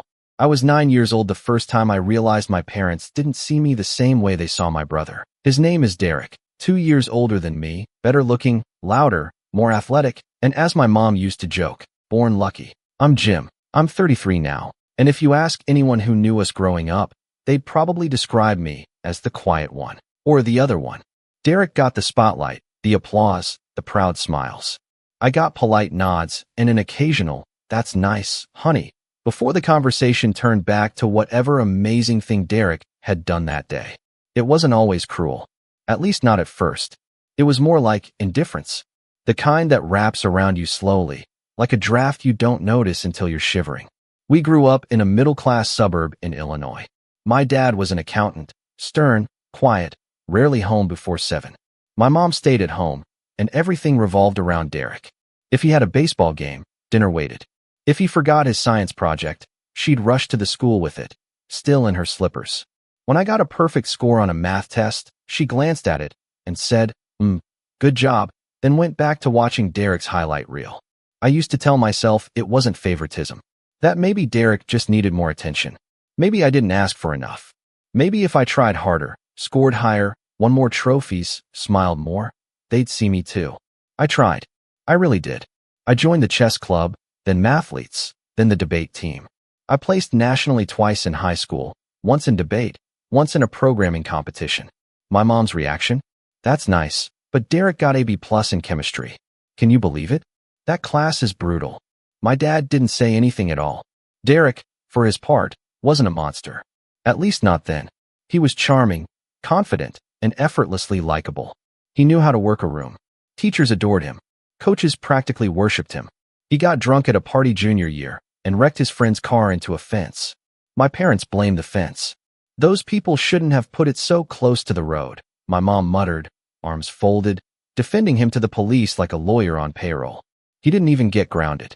I, on the other hand, once came home 5 minutes late from tutoring and got a lecture about respecting the family's time.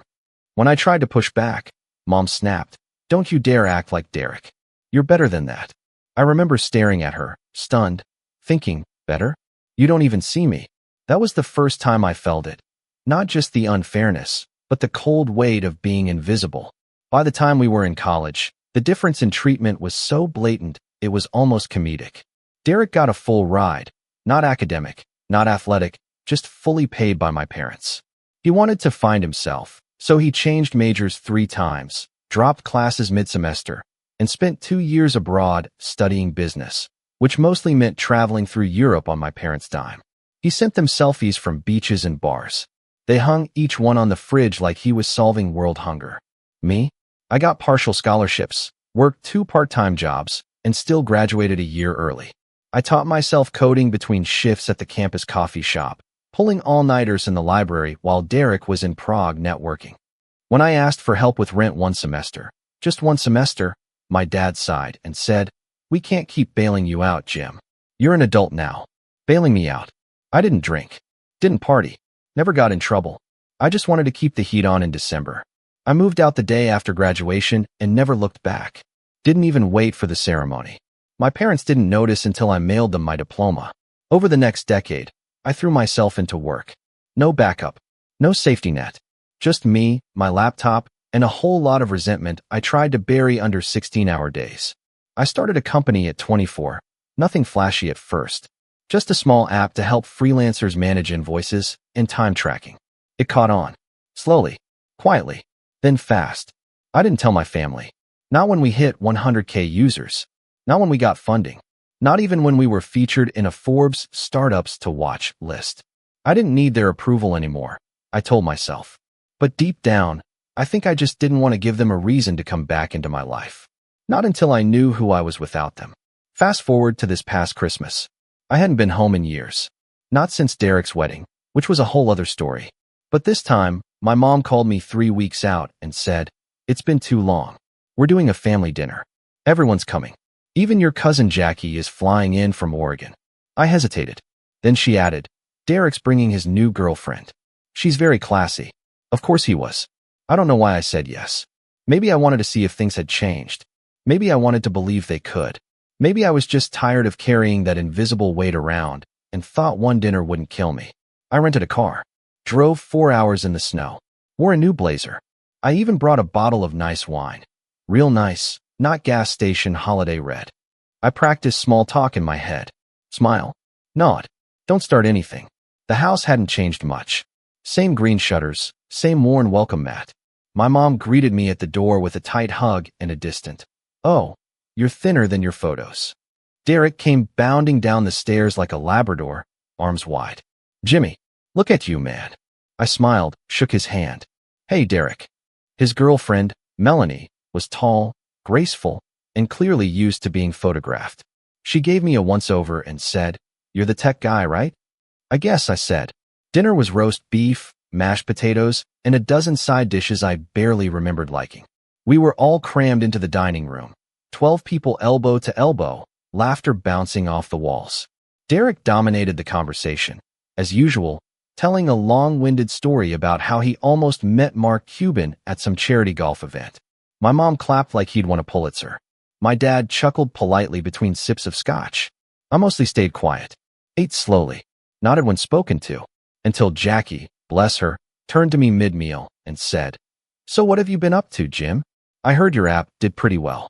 The room paused. I hadn't planned on saying anything.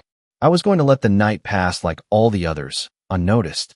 But something in me shifted. Maybe it was the way my mom was already turning back to Derek, assuming the conversation would veer away again. Maybe I just snapped. I set down my fork, took a sip of wine, and said casually, "I sold the company last month. 30 million. The silence was immediate and perfect. Then Derek coughed, like violently. Wine sprayed from his nose. Melanie gasped and handed him a napkin. My mom stared at me like I'd confessed to arson. "Wait," she said slowly, voice high and tight. "You sold it? You mean your little app thing?" "It wasn't that little, Mom."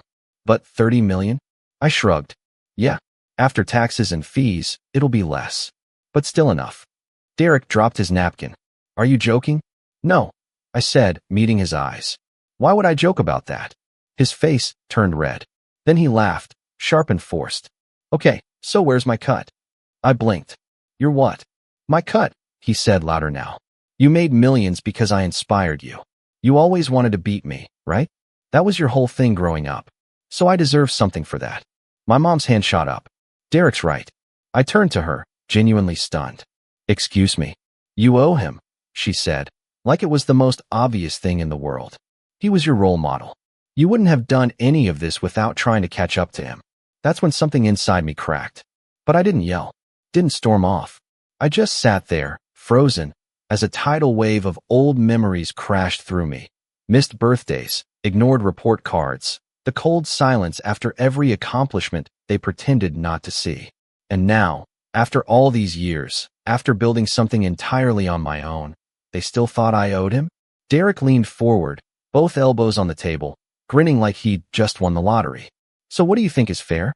Half. I mean, you wouldn't have gotten anywhere without me. I didn't answer. Not yet. Because in that moment, I knew something they didn't. And I had a plan. A very, very specific plan. But I wasn't going to rush it. Not yet. Not before letting this entire room show me just how far they were willing to go. And oh, they did. I didn't sleep much that night. After dinner, I sat in the old guest room. Same faded wallpaper, same creaky twin bed, even the same scratchy quilt from when I was a kid, and stared at the ceiling for hours. My ears were still ringing with Derek's smug voice asking for his cut, and my mother's voice, so sharp, so sure, declaring, "You owe him everything." The audacity of it wasn't what stung most. It was the ease with which she'd said it. Like it was simply a matter of math. Like my life's work, my sleepless nights, my sacrificed weekends, my anxiety attacks in small apartments, my ramen dinners for months on end, were all some kind of unspoken debt to my golden child of a brother. And the worst part? No one stood up for me. Not Dad. Not Cousin Jackie. Not Uncle Pete. Not even Melanie, who just sipped her wine like this was an awkward joke that needed to blow over. I watched them all. Watched how quickly they fell back into orbit around Derek, just like they always had. And in that moment, I realized something I should have accepted years ago. They didn't just prefer Derek. They needed him to be the success story. They had built their whole identities around it. If I had succeeded quietly, that was fine. Cute even. But now that my success was undeniable, it didn't fit the narrative. And people don't like broken narratives. The next morning, I came down to the kitchen early, thinking maybe I'd sneak out before anyone else woke up. I'd leave a polite note, thank them for the dinner, maybe send a gift basket later. But of course, I wasn't that lucky. Mom was already up, hands deep in biscuit dough, her back stiff like she'd been awake since dawn. "Morning," I said cautiously. She didn't look up. "There's coffee." I poured myself a cup, stood awkwardly, then finally said, "About last night. You embarrassed your brother," she snapped, still not looking at me. "You ambushed him." I blinked. "By answering a question? Don't play dumb, Jim. You knew what you were doing. Sitting there all smug, waiting to drop your little bombshell." It wasn't a bombshell. Jackie asked what I'd been up to. You could have downplayed it. Or told me privately. "You know Derek's been under a lot of stress lately." I stared at her. "Mom, do you even hear yourself? He demanded half of what I earned. And you backed him. He deserves something," she said, pressing the dough harder now. "He's always looked out for you." I laughed bitterly. When he borrowed my car in college and got it towed. When he skipped my graduation because of a concert. When he told everyone at Thanksgiving that my app was a glorified calculator. She flinched, just a little. But not enough. "You're twisting things," she said. "You always see yourself as the victim." I set the mug down harder than I meant to. "You never saw me. Not once. And now that I've built something, you think Derek deserves a piece because he inspired me? That's not how life works." She finally turned to look at me. Her eyes were tired. "Hard. In this family, we help each other. Derek's going through a rough time." I frowned. "What rough time?" She hesitated. That's when the door behind me creaked. Derek walked in, shirtless, yawning, clearly hungover. He grabbed the orange juice straight from the fridge and drank it from the carton. "Morning, peasants," he said, grinning. Mom laughed like it was charming. I wanted to throw the mug through the window. "I heard you too," Derek said, wiping his mouth. "You still mad about last night, Jimmy? Come on, it was just a joke." "You weren't joking," I said coldly. He smirked. "Maybe not entirely. I mean, it'd be nice if you helped out a bit. Things are kinda tight right now." Mom shot him a look. "What do you mean, tight?" I asked. He stretched, then dropped into a chair. "Just, some bad investments. Melanie's got expensive tastes. And my car's on its last leg." I narrowed my eyes. "You drive a Lexus." "Had to sell it," he said casually. "I'm using Melanie's for now. But she wants me to buy her a new one before New Year's. Said it'd be a statement." I stared. "Wait. You want me to help you buy your girlfriend a car?" He shrugged. "It's not about the car, man. It's about family. We've always looked out for each other." I looked at Mom. She was drying her hands, looking anywhere but at me. "You told him I'd help," I said slowly. Silence. "You told him," I repeated. "Before I even got here. I might have mentioned that you'd done well," she said. "And Derek assumed." "No. You assumed," I snapped. "You assumed I'd roll in here and open my wallet like a good little brother." Derek scoffed. "Wow. You really think you're better than us now, huh? I clenched my jaw. I think I earn what I have, and I don't owe you a cent. He stood suddenly, the chair scraping against the floor. You wouldn't even be who you are if it weren't for me. You were always trying to catch up, competing. Don't pretend like your whole life wasn't about proving me wrong. I stopped trying to compete with you 10 years ago, I said. You just never noticed. He moved closer, puffing up his chest like we were kids again. You really gonna turn your back on your family? I looked at him, at Mom, at the kitchen that smelled like cinnamon and rage. And I said, depends. Are you still my family? He didn't answer. Neither did she. That night, the real betrayal came. I went to bed early, locked the door behind me. I was done. I had every intention of leaving before dawn and never coming back. But around midnight, I woke up thirsty. I grabbed my phone, slipped out of the room, and went downstairs for some water. As I passed the living room, I heard whispering. I stopped, peered in. Derek was sitting on the couch with Dad. They were talking in hushed tones, but I caught a few words. Doesn't need all of it. Just a small transfer. He'll get over it. I stepped in. Get over what? They both froze. My father, who hadn't said more than a sentence to me since I arrived, stood up slowly. Jim, we were just plotting how to take money from me behind my back. I asked. Derek waved a hand. Don't be dramatic. It was just an idea. I turned to my dad. What kind of idea? He hesitated. We thought, maybe if we had access to a portion of your funds, we could help Derek get back on his feet. Maybe start something of his own. I stared at him, stunned. Access to my funds.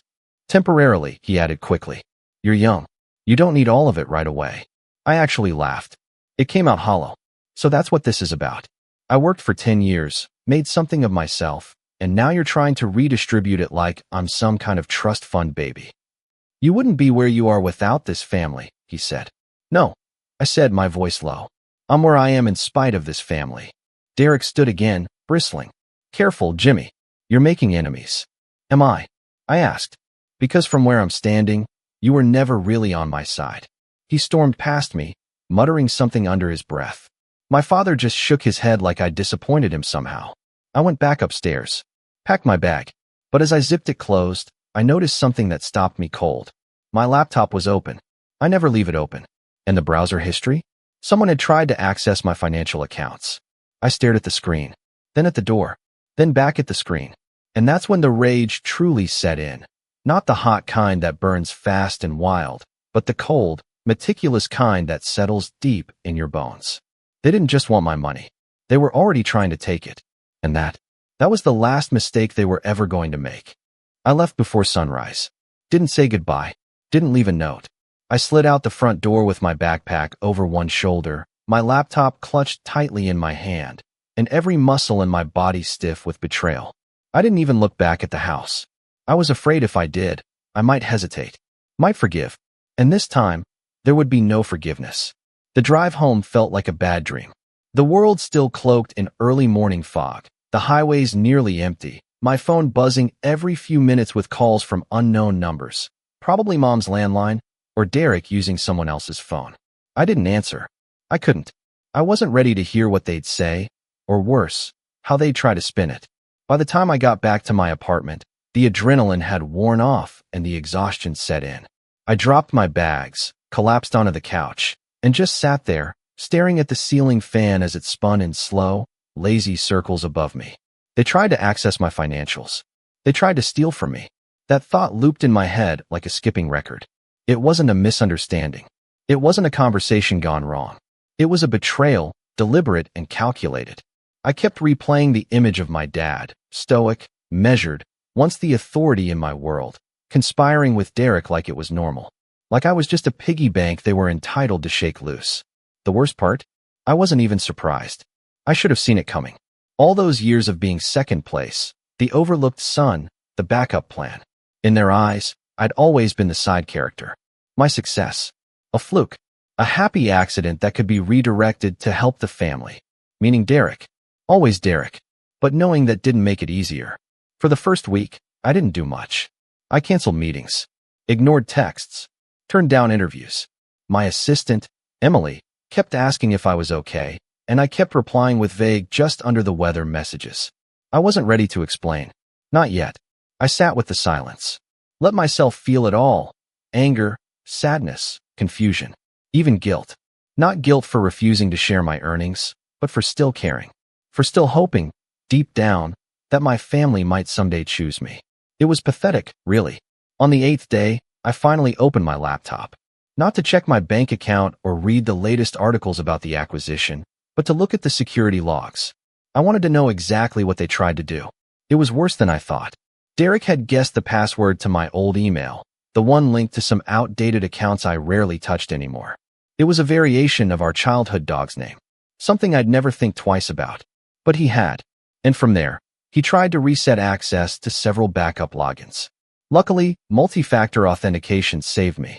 But the intent was clear. He didn't just want money. He wanted access.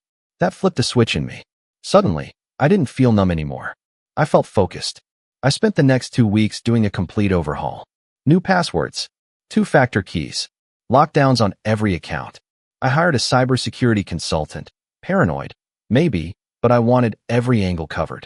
I even created decoy accounts, just in case. If they ever tried something like this again, I'd be ready. But that was just the start. Because underneath the security updates and firewalls, a new idea had begun to form. A quiet, calculated one. Not revenge. Not exactly. But something close.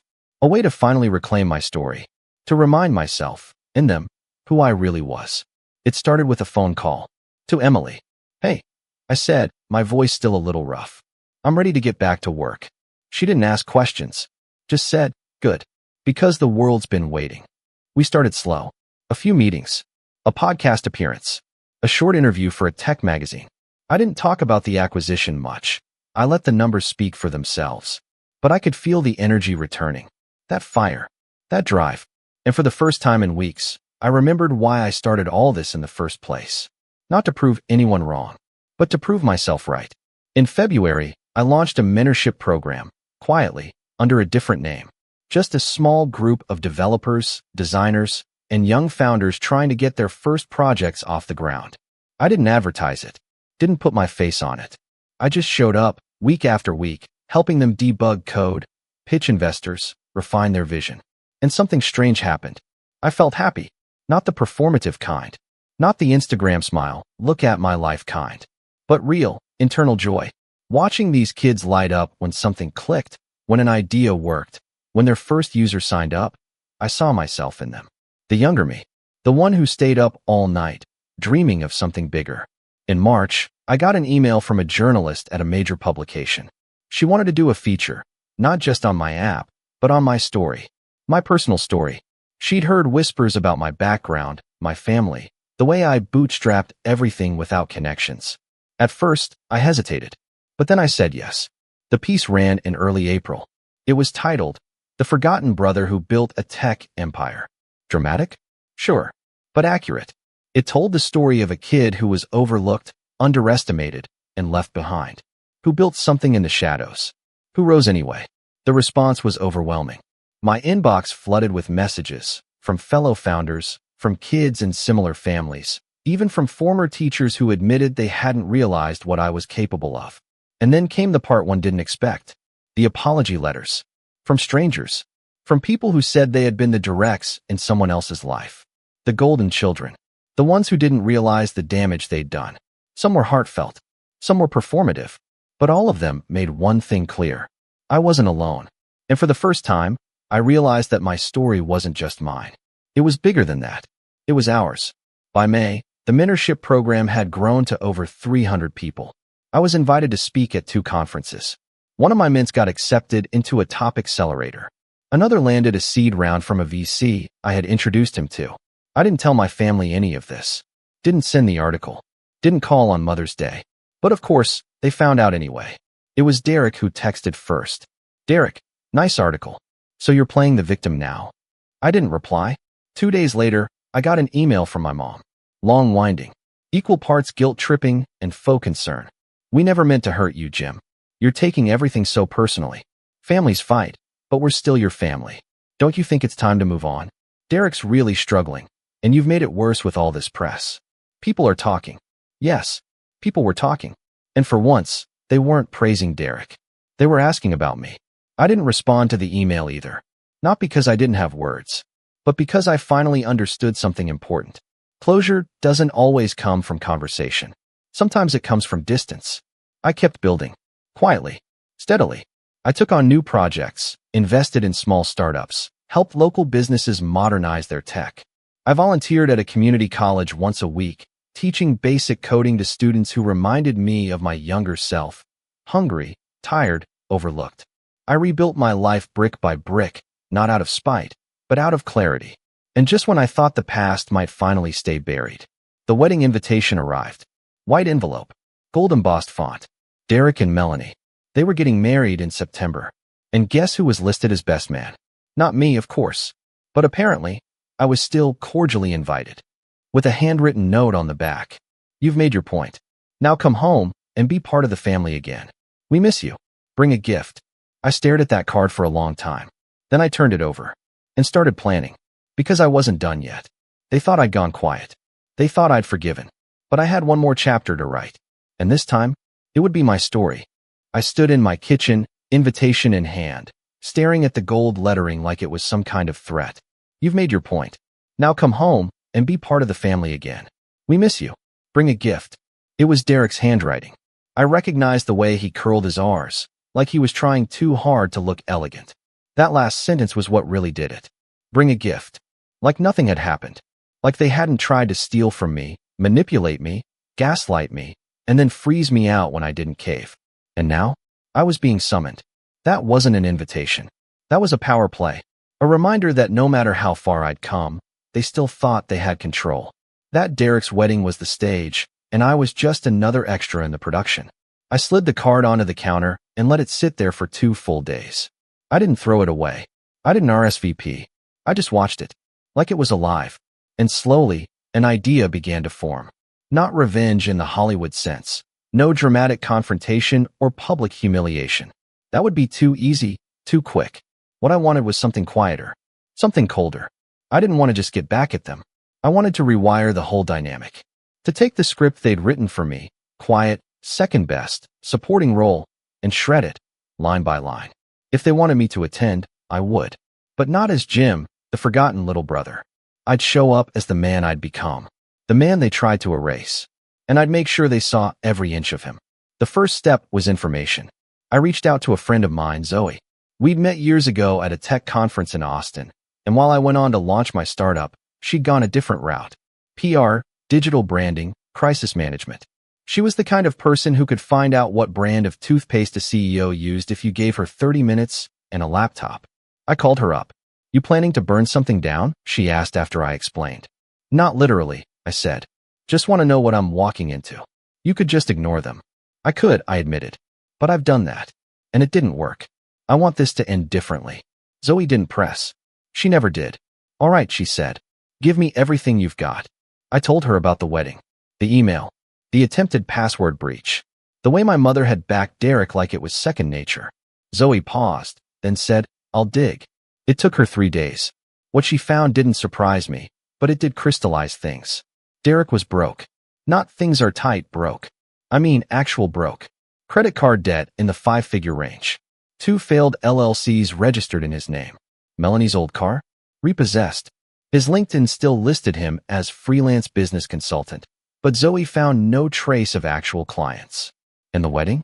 Fully funded by Melanie's parents, who, according to a few whispers on Facebook, were less than thrilled about it. Especially after Derek's last investment opportunity drained a chunk of their savings. I sat at my desk, reading through Zoe's report, and everything clicked. This wasn't just about family. This wedding was Derek's last performance. And they needed me there. Not because they missed me, or loved me, or wanted to reconnect. They needed me there because the optics mattered. Because my absence would raise questions. And worse, they probably hoped I'd bring a flashy gift. Something they could show off. Look who came crawling back. Look how generous our golden son's brother is. I closed the report and leaned back in my chair. They wanted a prop. I'd give them something else entirely. Step 2 was presentation. I reached out to a stylist. Yeah, I know how that sounds, but bear with me. I hadn't updated my wardrobe since the acquisition. I had a couple nice blazers, some tailored button-downs, but nothing that screamed, this guy sold a company for $30 million and doesn't need to prove it to you. That was the look I wanted. Polished, but subtle. Confident, not flashy. We put together a capsule outfit. Designer suit. Fitted perfectly, soft charcoal gray with a subtle pattern you'd only notice if you were paying attention. Shirt open-collared, no tie. A watch that didn't scream for attention but cost more than Derek's last 2 cars combined. Comfortable shoes, sleek haircut. Simple cologne. Everything curated to say, I didn't come to impress you. This is just my Tuesday. Next came the date. I wasn't going alone. I debated hiring someone, too obvious. Instead, I reached out to Sabrina, an old friend from college. We'd lost touch for a few years, then reconnected during the mentorship program. She was smart, beautiful, and had a killer sense of humor that could slice through any pretentious gathering. Best of all, she knew exactly what this was. When I told her the plan, she laughed. So I'm your +1 to your brother's ego circus? Basically. I'm in, she said. But only if I get to wear something dramatic and mysterious. Deal. I booked her a flight and put her in touch with the stylist. She picked a deep burgundy dress with an asymmetrical cut that made it look like she'd just stepped off a red carpet. Her hair was done up in loose waves, her lipstick sharp enough to cut glass. We looked good together, like we'd walked out of a magazine. And that was exactly the point. The wedding was scheduled for the first Saturday in September at some pretentious country club 2 hours outside Chicago. The kind of place with fountains for no reason and chandeliers in the bathroom. I booked a sleek black car for the drive. Sabrina and I arrived right on time, fashionably so. As we pulled up, I could already see the crowd clustering outside the venue. Pastels and beige suits and nervous laughter. Melanie's friends, I assumed. The real show was inside. Ready? I asked. Sabrina smirked. Let's ruin some egos. We walked in, side by side, and within seconds, I felt the air shift. People turned. Eyes flicked toward us. Whispers began. I kept my expression neutral. Not smug. Just calm. Like I'd been here 1,000 times before. We checked in at the welcome table. My name was on the list. Barely. Scribbled in, almost as an afterthought. I didn't miss that detail. Inside, the venue was decked out like a Pinterest board exploded. Gold-trimmed everything, faux vintage lighting, tablecloths that looked starched to death. A string quartet played near the bar, but no one was really listening. I spotted Mom first. She was near the back, talking to a cluster of distant relatives. Her eyes met mine, and for a moment, she froze. Then the smile snapped into place. "Oh, Jim," she said, walking over. "You made it." She barely looked at Sabrina. "I did," I said, keeping my tone even. She leaned in for a hug, then hesitated. "You look different." I shrugged. "I've been busy." She glanced at my suit, the watch, the car keys I'd tucked into my coat. Then back at Sabrina. "And who is this?" "Sabrina," she said coolly, offering her hand. "Jim's date." My mother's smile twitched. "Well," she said, "the ceremony's starting soon. Derek will be so pleased you came." I didn't respond, because I knew Derek had no idea I was coming. And judging by the look on his face when we entered the main hall, I was right. He was standing at the front, talking to some groomsmen when he saw us. His jaw actually dropped. Sabrina squeezed my hand. Showtime. We didn't approach him right away. I wanted to let the tension build. Let him stew. Instead, we made a slow lap around the room, greeting some of the older relatives, smiling politely. I caught fragments of gossip. "Is that Jim? He looks different. I thought he moved to Seattle. That girl's stunning. Is she his girlfriend?" Every whisper was a victory. Eventually, we made our way toward the groom. "Jimmy," Derek said, arms wide like he was greeting an old friend. "Man, you made it." He pulled me into a quick, one-armed hug. I didn't return it. "Hey, Derek. Congratulations." He looked me over. "Wow. Look at you. All cleaned up. Got a date and everything." Sabrina smiled tightly. "Hi. Heard a lot about you." "I'll bet," Derek said, eyes flicking back to me. "So, I assume you got the registry." "I did." He waited. I didn't elaborate. A flicker of irritation crossed his face. "I mean, not that you have to get anything from it," he said. "Just suggestions. We're really hoping for the espresso machine, though. It's top of the line." "Good to know." He laughed awkwardly. "So, how's work?" "Great," I said. "I'm mentoring a few startups now. Staying busy." "Still milking that app sale, huh?" he said with a smirk. Sabrina's eyebrow lifted, but I touched her arm lightly. "Let it go. For now," I said. "Money's a tool. It's how you use it that counts." He didn't like that. Not one bit. I could see it in the way his smile tightened. He didn't have control.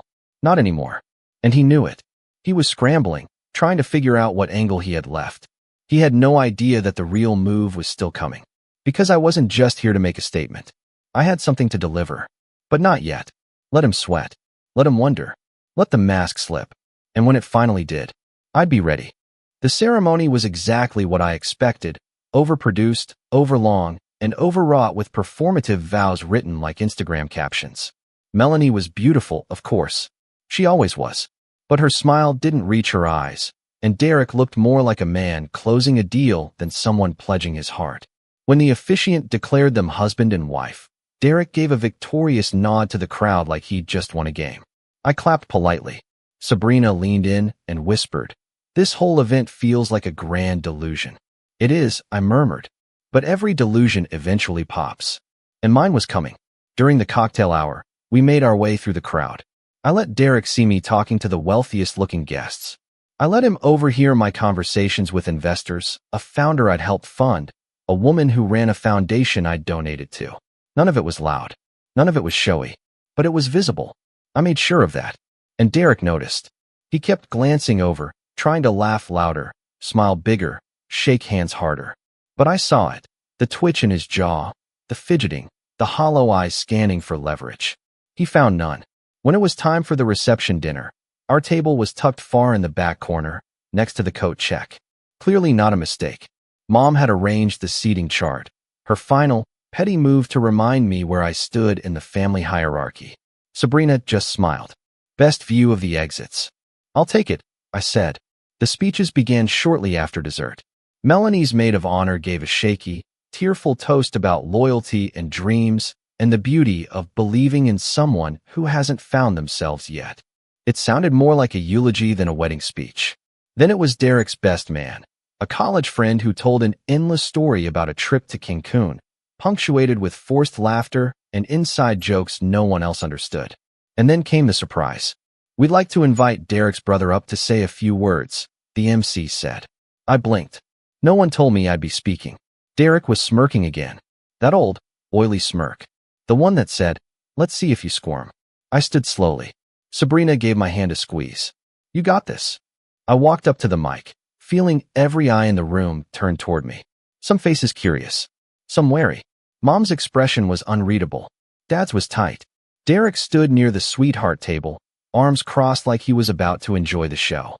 I tapped the mic. "Evening, everyone." A few scattered claps.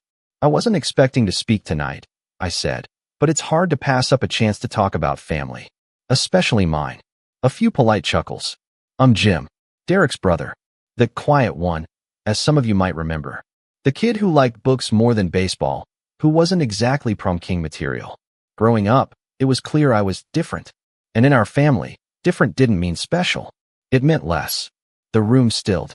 I used to think maybe if I worked hard enough, achieved enough, became enough, I'd earn a seat at the table.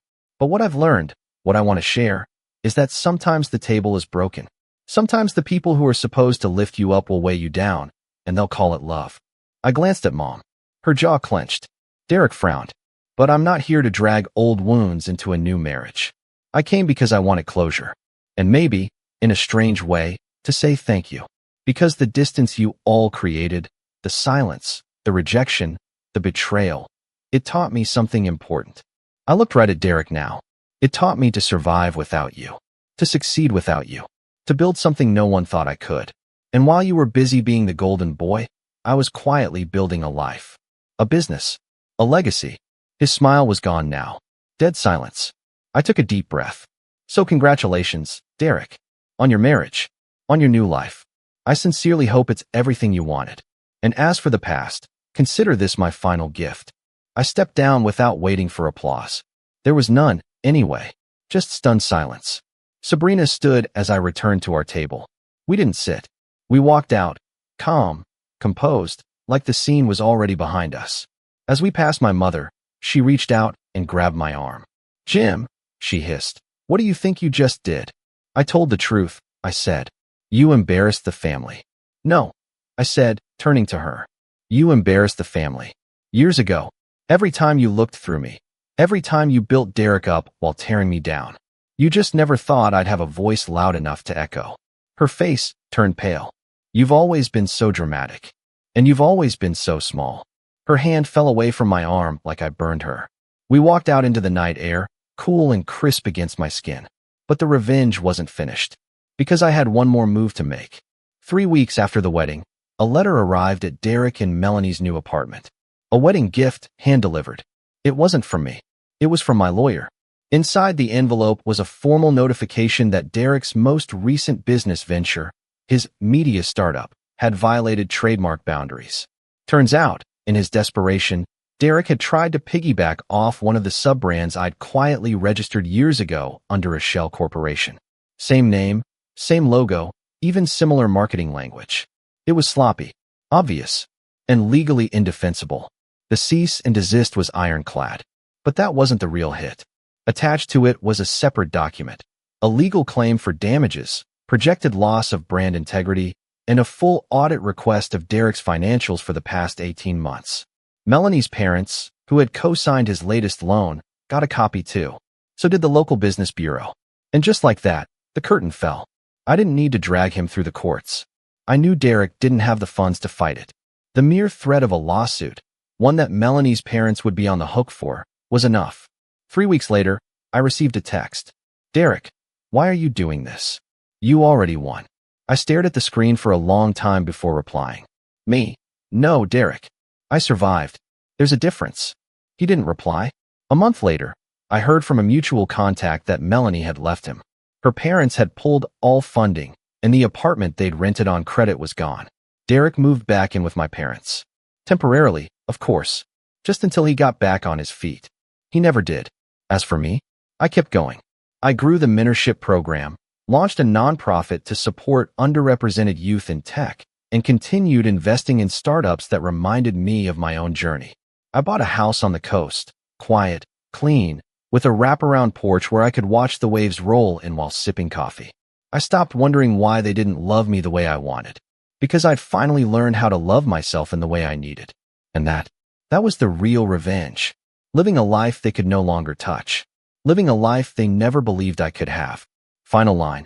I never gave them a seat at my table again. And I never missed their voices at mine. My name is Kieran, I'm 29, and for the last few years, I've tried really, really hard to believe my family still loved me the way they used to. I'm not some tragic case. No criminal record. No bitter scandal. No dramatic fallout. Just a guy who drifted away from the family mold, who chose a quieter path while my parents and younger brother stayed wrapped up in their own perfect world. Maybe that was the problem. Maybe the fact that I didn't fit into their narrative anymore meant I stopped existing for them. But I wasn't prepared for what happened on my birthday. I'd like to say I saw it coming, but the truth is I didn't. I still held on to some naive hope that they'd surprise me, or at the very least, send a thoughtful message. What I got instead was silence. Let me rewind. My birthday fell on a Saturday this year, July 6th. I made plans a month in advance. Nothing huge, just dinner at a nice restaurant in town followed by drinks at my apartment. I invited about a dozen people, a mix of coworkers, 2 friends from college who still lived nearby, and of course, my family. I texted my parents and my brother Ryan weeks ahead. I even reminded them again the Sunday before. My mom's reply was short. "We'll see, honey. Things are a bit hectic lately." But I didn't read too much into it. Hectic was normal for them. Ryan didn't reply at all. I should have taken the hint. The day arrived. I cleaned the place top to bottom, picked up cupcakes from the bakery my mom used to love, even got a few candles for the table, something my dad always teased me about, calling me sentimental to a fault. I checked the time constantly, expecting at any moment to hear a knock or get a call asking for the building code. But when the clock hit 6:30 p.m., my phone was still silent. My friends started arriving around 7. Sophia and Jordan brought wine. Mark had this stupid inflatable birthday crown he made me wear. We laughed, played music, told dumb stories. But every few minutes, I found myself glancing at the door. By 8, I cracked and called my mom. She picked up after a few rings. Her voice was cheerful, full of background noise and music. "Hey, sweetheart," she said like nothing was wrong. "Hey, are you guys still coming? Dinner started an hour ago." There was a pause. Then she sighed and said, "Kieran, we're busy right now, celebrating something that actually matters. Ryan got promoted. It's a huge step for him. He's been working so hard, and we didn't want to miss this moment. I blinked, staring at the ceiling like it would somehow help the words make more sense. You didn't want to miss it, so you skipped my birthday. Don't be dramatic, she said. You're almost 30. Do we really need to throw you a party every year? My jaw clenched. I didn't ask for a party. I asked for you to show up. Well, she said, suddenly defensive, we can't be everywhere at once. You should be happy for your brother. He's worked his tail off for this, and we're proud of him. Try not to make this about yourself. I don't remember what I said after that. I hung up not long later, numb. I walked back into the room with a fake smile and a fresh beer. When the last of my friends left around midnight, I sat in the living room alone, the deflated crown still resting on the table next to a half-eaten tray of sliders. The next morning, I scrolled through the photos we'd taken and found one of me sitting on the couch surrounded by the 5 people who had actually shown up. It wasn't staged, wasn't glamorous, but it was real. Their smiles weren't forced. So I posted it. No passive-aggressive caption, no call-out, just grateful for the family that chose me. I didn't expect a response. In fact, I muted the family group chat after posting it. But about 3 hours later, there was a loud knock at my door. I looked through the peephole and saw both my parents standing outside, furious. My dad's face was red. My mom looked like she had a prepared speech loaded and ready. I hesitated. My first instinct was to open it, to hear them out. But then I saw Ryan standing a few feet back by the elevator, arms crossed, eyes narrowed like he was watching a soap opera. I stood there behind the door, heart racing. I hadn't seen any of them show this much urgency in years. My phone buzzed on the table behind me. A text from my mom. Open the door, Kieran. This is childish. I didn't. I watched through the peephole as my dad knocked again, harder this time. My mom yelled something I couldn't quite hear, then turned and gestured at Ryan, who just shrugged. Eventually, they left. But that was only the beginning. Later that day, I got an email from my dad.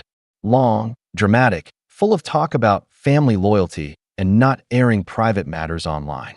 He said the post was a slap in the face after everything they'd done for me. Then he had the nerve to mention a time they'd helped me pay rent, once, 2 years ago, when I lost my job in the pandemic.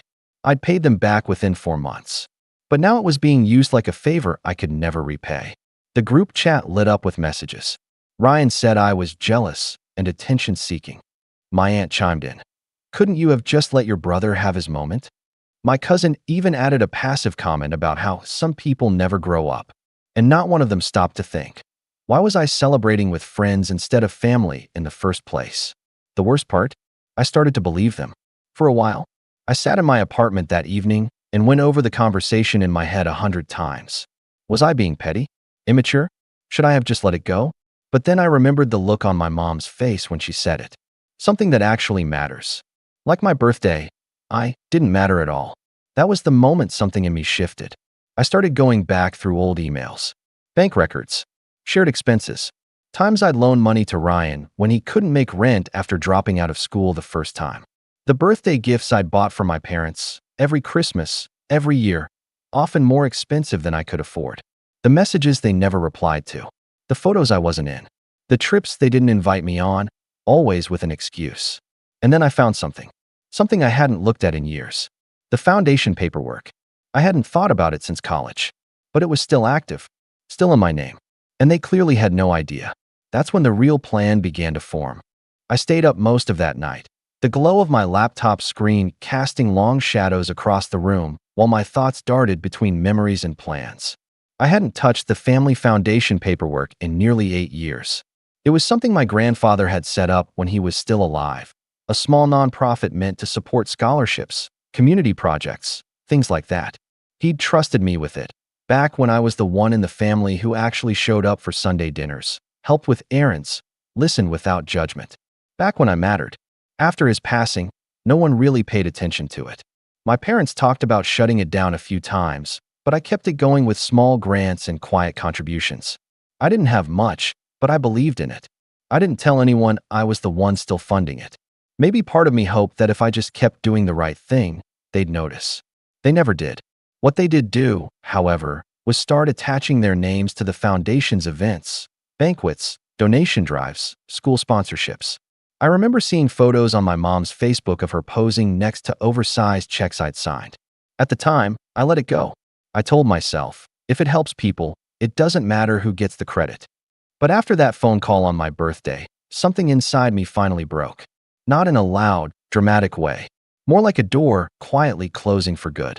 I went through the documents carefully. As the sole legal owner and trustee, I had full authority. That meant every public use of the foundation's name required my signature, none of which I'd been giving. I also noticed something else, a pending transaction. A big one. A $30,000 allocation request, labeled as sponsorship for Ryan's new startup. I stared at the screen for a long time. They hadn't even asked me. They were using the foundation like it was their personal bank. My grandfather would have lost his mind if he knew. This wasn't about family anymore. This was theft, entitlement, and manipulation, dressed up in suits and champagne toasts. So I rejected the request. Then I locked the account, froze all spending, flagged the most recent transactions for review. And while I was at it, I reached out to the accountant my grandfather had once worked with, an older man named Leonard who still remembered me as the only honest one in that whole pack. I told him what had happened. I asked him to do a quiet audit. Within 24 hours, he found discrepancies.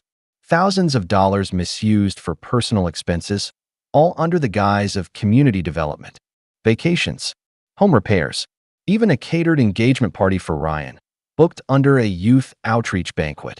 I sat there reading through every line item, my hands shaking, not from rage, but from something colder. Clarity. It wasn't just my birthday they didn't care about. It was me. My role in this family was never about love or respect. It was about what I could give. So I stopped giving. I drafted a letter to the board, all appointed by me, thankfully, outlining the misuse of funds and suspending all family-affiliated events pending investigation. I restructured the foundation's mission to include an external oversight committee, one that didn't include a single relative. And for the first time in years, I added my own name back onto the website. Not out of ego, just as a reminder to myself, I built this. I kept it alive. The morning after I submitted the paperwork, my door buzzed. It was my mother. She looked more annoyed than angry, arms crossed, dressed like she had come from church or brunch, someplace public where appearances mattered. "Kieran," she said the moment I opened the door, "we need to talk." Behind her stood my dad, stony-faced, and Ryan, smirking like he was watching a sitcom unfold. I stepped aside and let them in, not because I wanted to, but because I wanted them to see just how calm I was. The apartment was clean, quiet, nothing dramatic, no shouting match waiting to happen. "You made a very poor decision," my dad said the moment the door shut. My mom added, "Posting that photo online? Implying we don't care?" That was cruel. Ryan didn't say anything, just leaned against the wall with that smug little half grin, like he knew he'd still come out on top. I sat down on the arm of the couch and looked at all three of them. "You missed my birthday," I said. "That's not fair," my mom replied instantly. "We told you. We were at Ryan's promotion dinner." "Right?" I said, nodding slowly. Something that actually mattered. They paused. My dad shifted his weight. Ryan shrugged. "It wasn't personal," my mom continued. "We just thought." "You thought wrong," I interrupted. My voice was low. "Even. You've been using the foundation to fund your events and lifestyle. Without permission. You've been taking money meant for scholarships and putting it toward parties and startups. That is personal." My dad bristled. "Now hold on, we've always." "No," I said, standing up. "You haven't always." "I have. I've always been the one funding it. I've been the one honoring Grandpa's legacy. You just put your names on the banners." Ryan rolled his eyes. "So what? Now you're going to make some kind of power play over a few $1,000s. I turned to him, and for the first time in years, I didn't feel small in his presence. "I already did," I said. "The foundation is no longer under your access. All funds are frozen pending audit. Any sponsorships tied to your name have been revoked." His smirk vanished. "You've got to be kidding." My mom stepped forward, her voice laced with that old tone she used when I was a kid and stayed out too late. "Kieran, this isn't how families handle things. You don't just shut everyone out." I looked at her for a long time. "That's exactly what you did to me." The room went still. The weight of everything we hadn't said over the years pressed in from every corner. My dad opened his mouth to respond, but then my phone buzzed on the table. It was Leonard. He'd found something else. Something big. I picked it up, read the message, and felt my stomach twist. Not with dread, but with something darker. I looked up at them and said, "You might want to sit down for this." And that's when everything started unraveling. They didn't sit. Instead, my dad clenched his jaw and muttered, "We don't have time for games, Kieran." I held up my phone anyway. "Then I guess you don't have time to explain why there's a $15,000 payment labeled as a consulting fee to a company registered under Ryan's name, one that's supposedly managing event logistics for the foundation." Ryan's eyes flicked toward my phone, and for the first time since they barged in, he looked genuinely uneasy. "Wait, what are you talking about?" he asked, trying to play it off. That was approved by the board, wasn't it?" "No, it wasn't," I said, my voice steady. "Because there's no record of any board vote. And that company? It's a shell. No staff, no business license, just your name on a P.O. box and a bank account." My mom stepped in like she always did, always had, to shield him. "That's ridiculous. Ryan doesn't need to scam the foundation. He helps it." I turned to her. "When exactly?" She blinked. I continued. "He's never been to a board meeting, never submitted a project report, never shown up to a single one of our charity outreach events. But you're telling me he deserved 15 grand from a scholarship fund while high school students were waiting on application decisions." Ryan scoffed. "It's not a scam. I fronted costs for the gala we did last spring, and that was my reimbursement. You think all that catering and audio came out of nowhere?" I stared at him. "Funny, because the venue invoice and vendor fees were already covered. I paid them directly. You know how I know? I had Leonard cross-reference everything." He didn't respond. "My parents did, though." "Kieran," my dad growled, taking a step closer, "you need to stop this crusade right now before you destroy this family." I looked up at him. This man who used to carry me on his shoulders, who taught me how to change a tire, and who once told me, "Family always protects its own." But now that I had something they wanted, something I'd built, his voice sounded less like a father's and more like a threat. "I'm not destroying anything," I said. "I'm just refusing to keep patching up the cracks so everyone else can pretend we're whole." My mom's eyes were glassy now. She clutched her purse tightly against her chest. "We made sacrifices for you, Kieran. When you lost your job, we didn't hesitate to help. And this is how you repay us? By airing dirty laundry." That was the moment it really hit me. They still thought I owed them help. I asked quietly, "You mean the $800 loan I repaid with interest? The one you've brought up every year since?"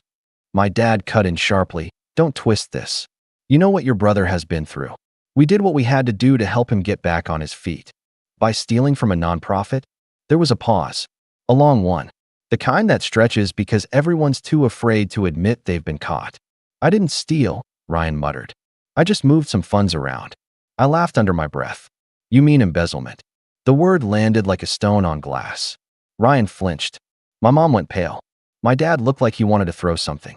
I stepped back and folded my arms. "You're lucky I'm not going to the authorities." "Not yet. But you're done. All of you. Your names are coming off the gala committee, off the donor recognition board, off every flyer you've plastered your faces on while I did the actual work." "You can't do that," my mom said in disbelief.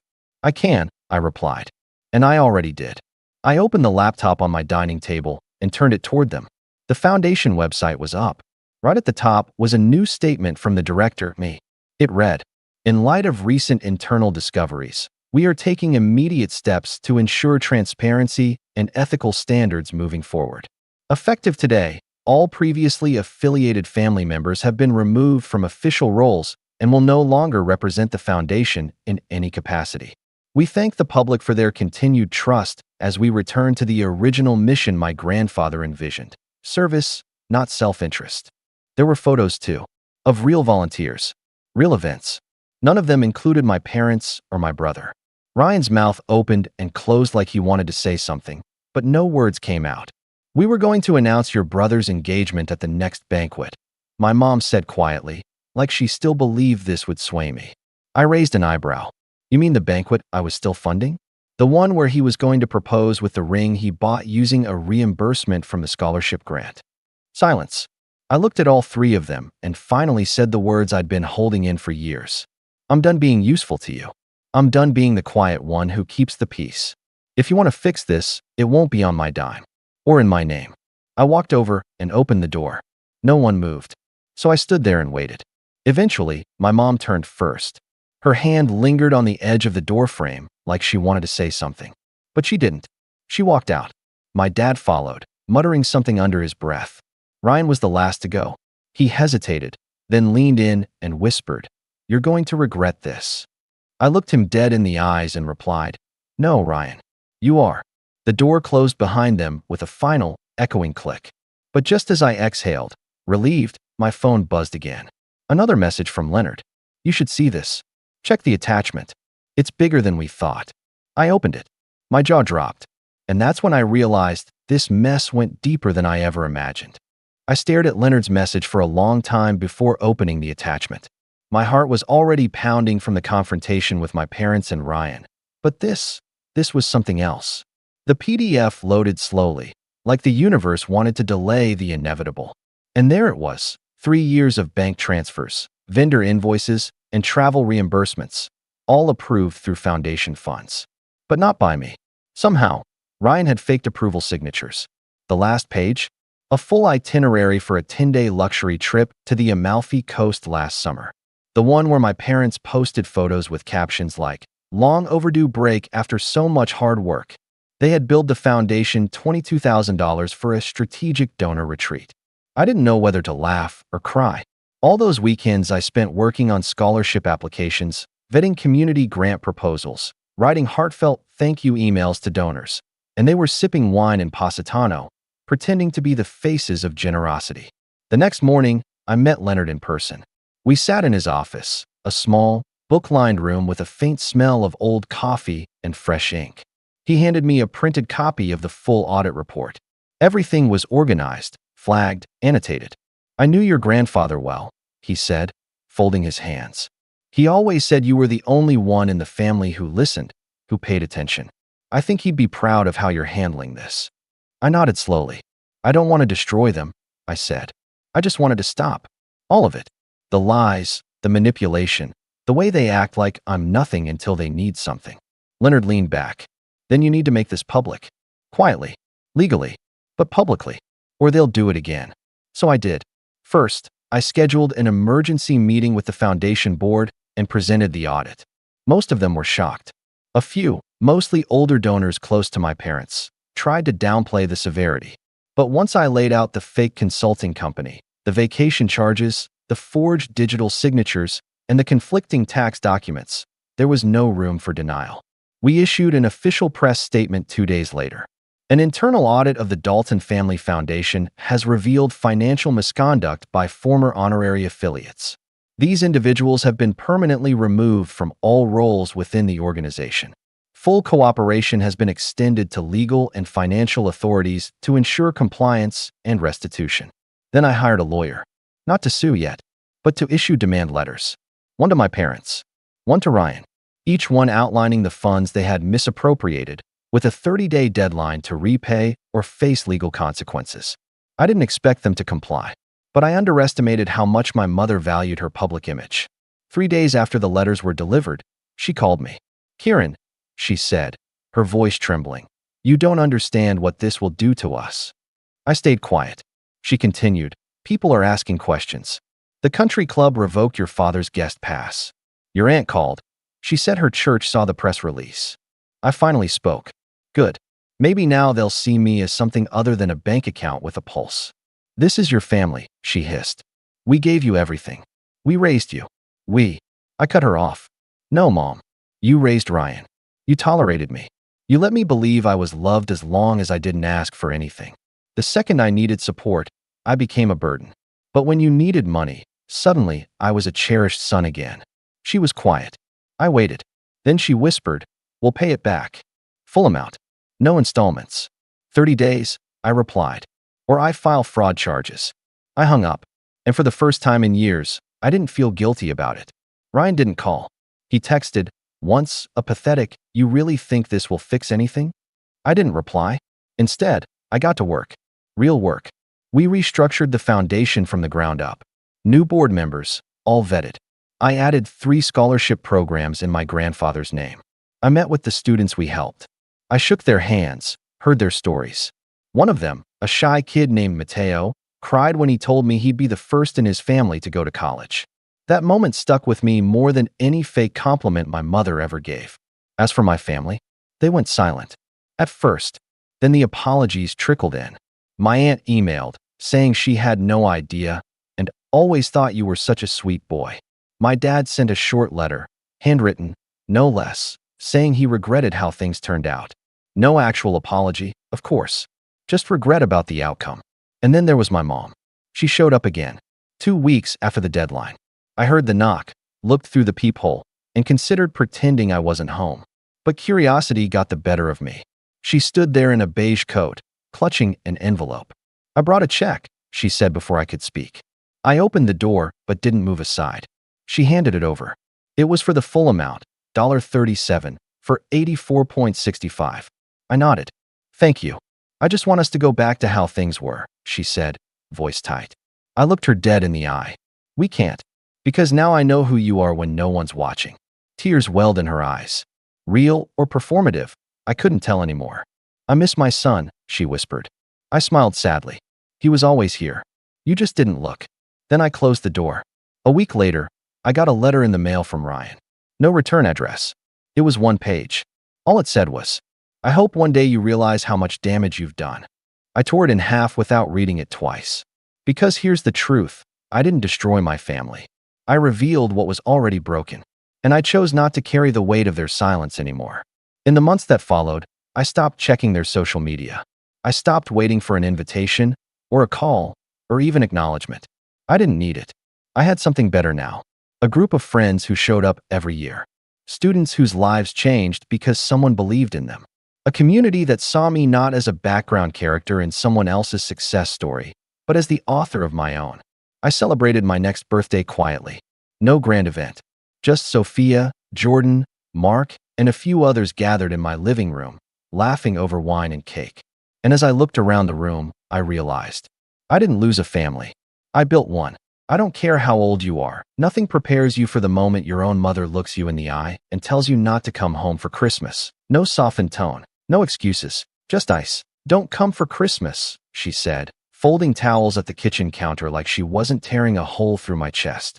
"Your sister's boyfriend will be here. He's from a different class." I wish I could say I was surprised. But when your entire childhood is a never-ending Olympics of, why can't you be more like your sister?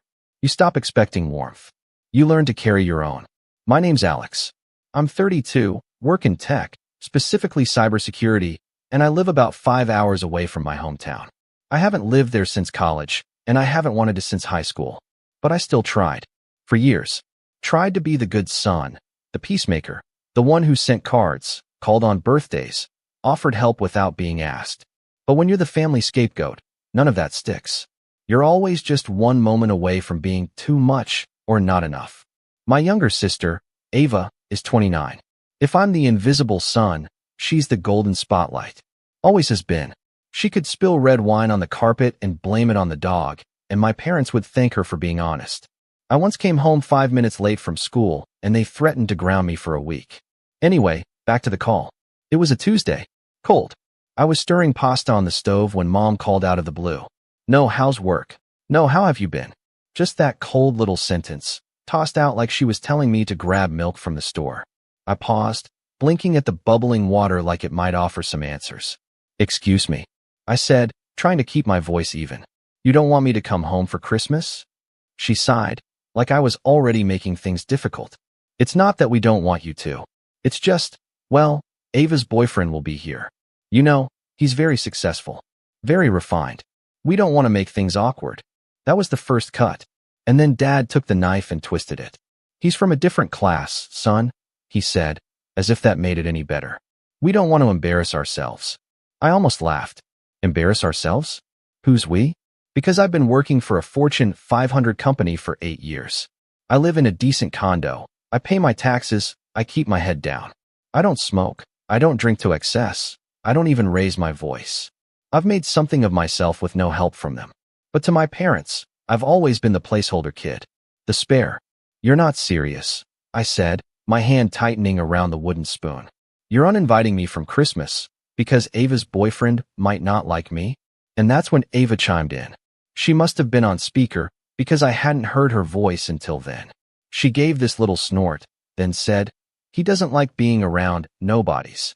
There was a beat of silence. My ears rang. My face flushed hot. That one landed. Not because I believed her, but because it confirmed everything I'd always suspected. They didn't see me as family. They saw me as furniture. Background. A name they were obligated to mention on holidays, but not someone they were proud to know. A nobody. I ended the call quickly after that. Told them I'd think about it, even though I already knew what I was going to do. That night, I lay in bed staring at the ceiling, trying to push down that familiar cocktail of anger, sadness, and bitter disappointment. I thought about all the birthdays I'd called on, all the gifts I'd sent, all the times I showed up, only to be treated like an afterthought. I thought about how my mom once cried at Ava's law school graduation, while mine passed with barely a blink. How Dad introduced Ava's old boyfriends as future leaders, but never once asked what I did at work. I thought about the time I fixed their Wi-Fi remotely during a family dinner and no one said thank you. And now they didn't want me there. Because Ava had a new trophy boyfriend. Because I didn't fit the image. Because, apparently, I was just too embarrassing. That's when I made my decision. I was going home for Christmas. Not out of spite. Not even out of some desperate need to belong. But because I was done pretending that being quiet and agreeable made me invisible. I wasn't going to let them erase me from my own family. And if this boyfriend was as high and mighty as they claimed, I was curious. Curious to see who this man was that made them toss me aside like that. But nothing, and I mean nothing, could have prepared me for what happened when I walked into that living room. Because the moment he saw me, his face went pale. His mouth parted slightly, eyes wide. And then, in a stunned voice that cut through the Christmas music and clinking silverware, he said, "Boss, what are you doing here?" And just like that, the room went silent. Everything stopped.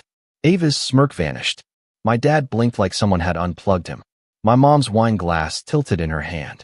And I just stood there in the doorway, coat still on, snow melting off my boots, watching the pieces fall into place. Because that was the moment I knew. This Christmas was going to be very different. I didn't speak right away. I just stood there, holding my overnight bag in one hand, letting the silence stretch long enough to make it uncomfortable. He'd called me boss. That wasn't some mistaken identity thing. It wasn't bro or man or any of those throwaway greetings. It was the kind of word that slams the brakes on a conversation. My mom blinked first. "Wait, what did you just call him?" she asked, eyebrows knitting together as she glanced between me and Ava's boyfriend like she'd misheard. The boyfriend, his name was Ethan, by the way, stammered. I mean, Mr. Weston. "Alex, sir, I didn't know you were, related." I had no idea. He was practically tripping over himself, that cool confidence from the phone call gone like it had been peeled away with a crowbar. His hands went into his pockets, out again. Nervous twitch. His gaze dropped to the floor, then flicked to Ava. She looked confused. Like genuinely confused. Like her brain was short-circuiting because the guy she'd bragged about for months just called me his boss. And I knew I could have explained it. I could have dropped the story right there. Told them I was a senior director at CyberCore, that Ethan was in one of our satellite project teams, that I'd only recently approved the bonus that let him buy the watch I saw gleaming on his wrist, that I'd once personally vouched for him during a rough client audit. But I didn't. Instead, I slowly unzipped my coat, hung it by the door, and walked in like I owned the place. I let the silence do the talking. "I brought gifts," I said simply, holding up a wrapped bag with a crisp ribbon on top. "Hope that's not a problem." Ethan looked like he wanted to melt into the floor. My mom still hadn't moved from where she stood near the fireplace. My dad glanced at her, then cleared his throat and did that awkward dad nod thing. You didn't say you were coming, son. Didn't I?" I asked innocently. "I thought I said I'd think about it." "You said you wouldn't make things weird," Ava said sharply, stepping forward. "You said you'd stay out of it." That was rich. Out of what, exactly? My own family's Christmas? I said I'd think about it. I repeated, now walking toward the living room. And then I thought, what kind of brother would I be if I missed my favorite holiday with my loving family? I made sure to glance at Ethan when I said loving. He flinched like I'd thrown a snowball at him. I took the seat farthest from Ava, by the armchair near the tree. She looked like she wanted to say something else, probably something biting, but Ethan grabbed her wrist gently and shook his head. I didn't miss that. The way he was already trying to cool things down, to make sure no one asked too many questions. He knew. He knew that if the truth got out, it wouldn't just be awkward. It would shatter the image Ava had been selling to our parents.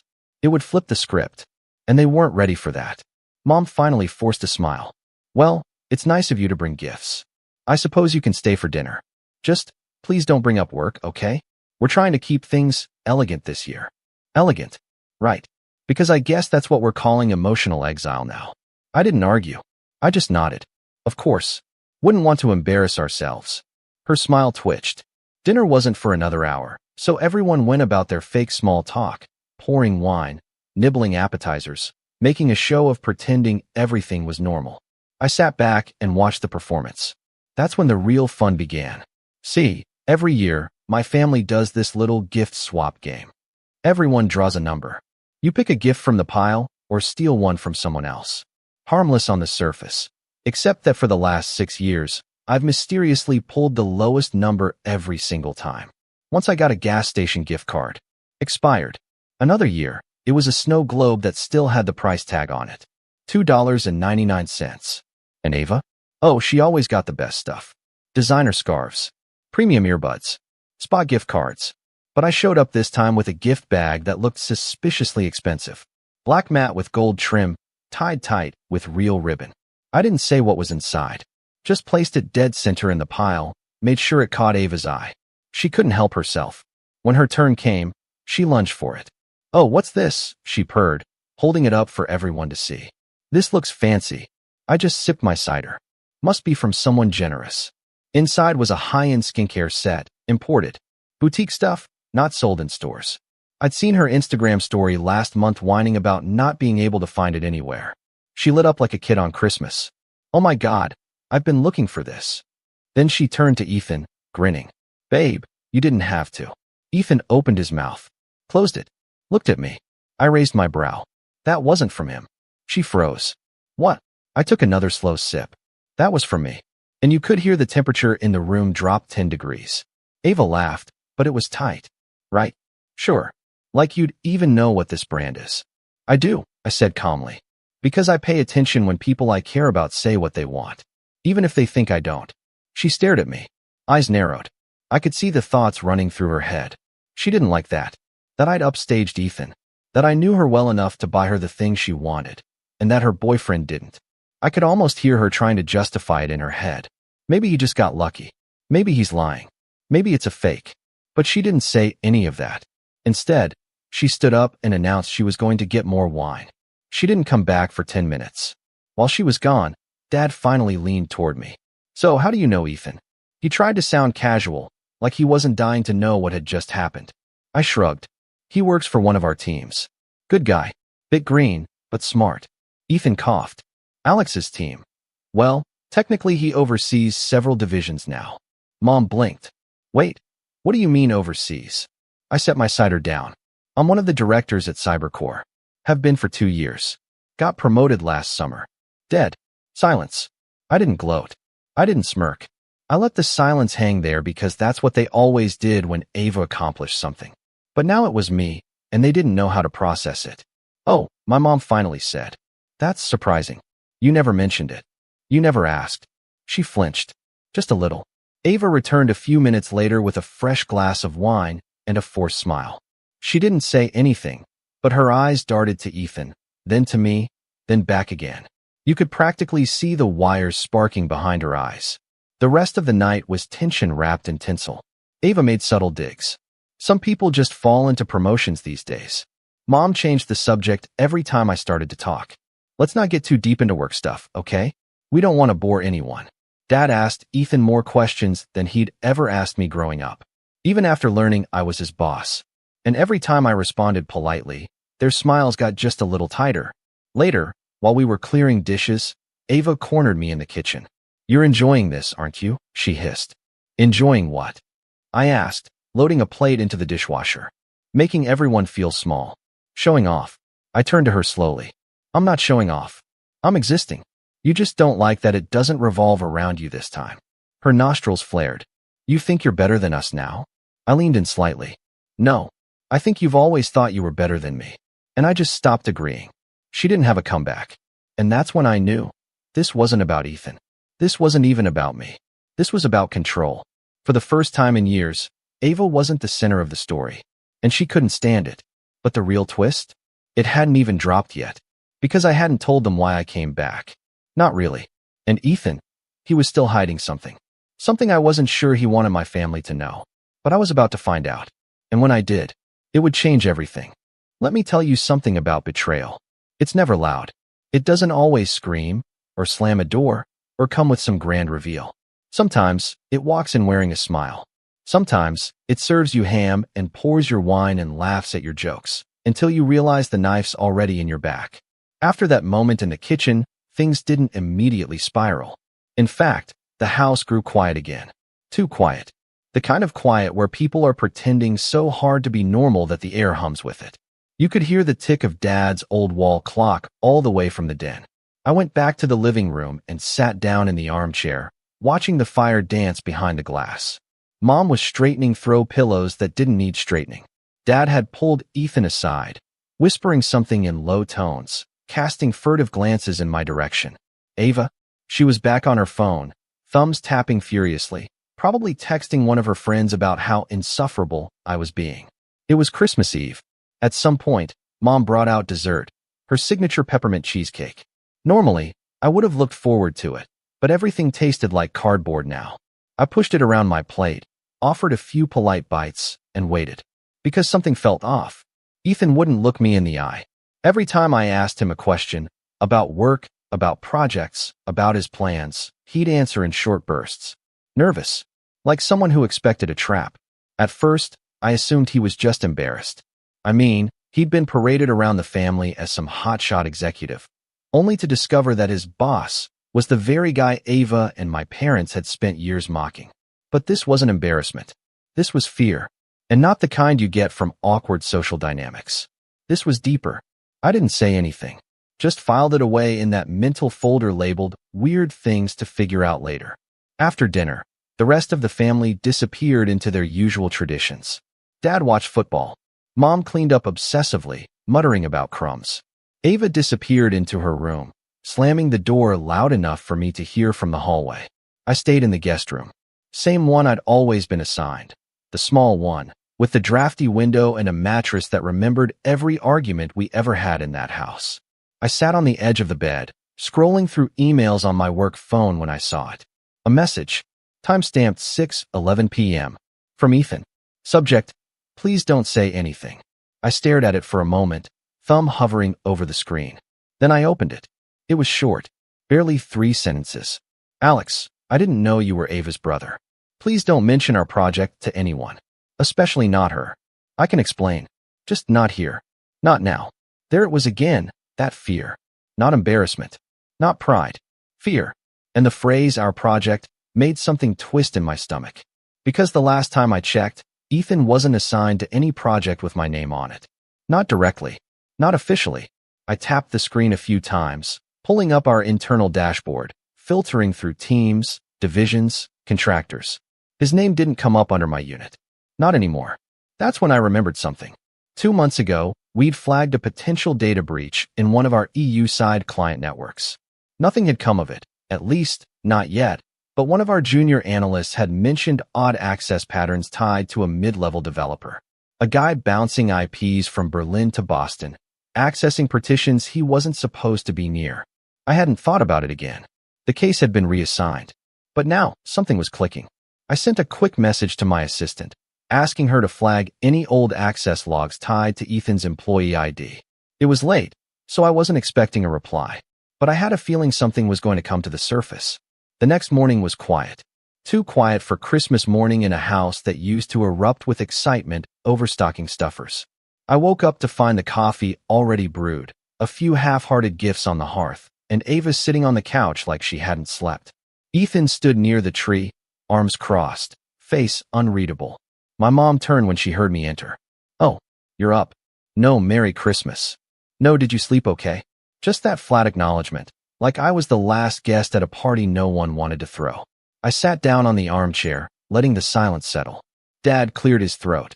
So, we were thinking, maybe you'd want to open your gift first. My eyebrows rose. You got me something? I wasn't being snarky. I was genuinely surprised. Dad gestured toward the tree. Top shelf. Silver paper. I reached for it slowly. It was light. Flat. I peeled back the paper and saw a folder. My heart sank a little. Inside was a printed job listing. Cybercore, our company. One of our junior openings. Highlighted. I looked up. Mom smiled, tight-lipped, like someone proud of their plan. We thought maybe you'd want to reapply through proper channels. With Ethan's help, of course. I blinked. Reapply? To the company, Dad said. You clearly admire Ethan, and we thought, maybe it's time to stop being so prideful and start fresh. I felt my jaw slowly unclench. You think I don't work there? I asked. Ava jumped in. Come on, Alex. Director? That was a bit much, don't you think? We looked it up. There's no mention of you on the executive page. That's when I realized what this was. They thought I'd made it up. All of it. The promotion. The job. The connection to Ethan. They thought I'd lied to make myself look good. I exhaled slowly. So instead of asking me, you just assumed I was pretending. It wouldn't be the first time, Ava muttered. I turned to her sharply. When have I ever? You told people you graduated with honors. We called your school, Alex. You barely scraped by. I stood. My voice was calm. Too calm. I graduated early. And the barely scraped by part? That was because Mom refused to co-sign the final loan. I had to work nights to stay enrolled. My mom scoffed. We didn't want to encourage delusions. You weren't cut out for tech, and you knew it. You were always more of a background player. And there it was. The mask slipped. Background player. That was the word she used when I was 12 and asked why Ava got a solo in the Christmas recital and I didn't. That was the word Dad used when he told me to stay out of family business matters. That was the word they hid behind to justify every slight, every dismissal, every time they chose her over me. I felt my chest tighten. Right, I said. Well, Merry Christmas to me. Ethan finally spoke. Maybe this isn't the right time for this. No, Ava said, standing now too. It is the right time. You've been lording yourself over us for 2 days, acting like you're some kind of success story. But you're not. You're bitter. You're lonely. You show up here, uninvited, ruin everything, and now you're trying to what? Guilt us. I stared at her.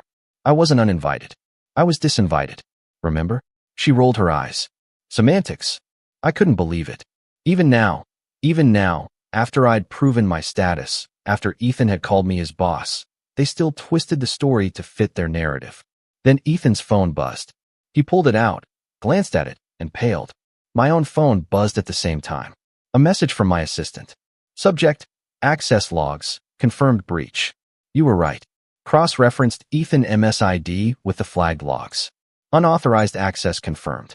3 separate instances across restricted project partitions. Forwarding everything to legal now. I froze, then slowly turned to Ethan.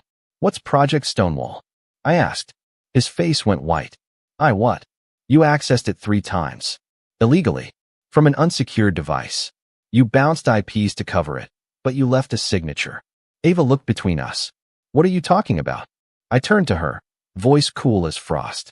Your boyfriend's been stealing proprietary data. That's when it shattered. Ethan stepped back. I didn't. It wasn't. Look, I didn't know it was restricted. You didn't know? I said, crossing my arms. Funny. You signed the NDA.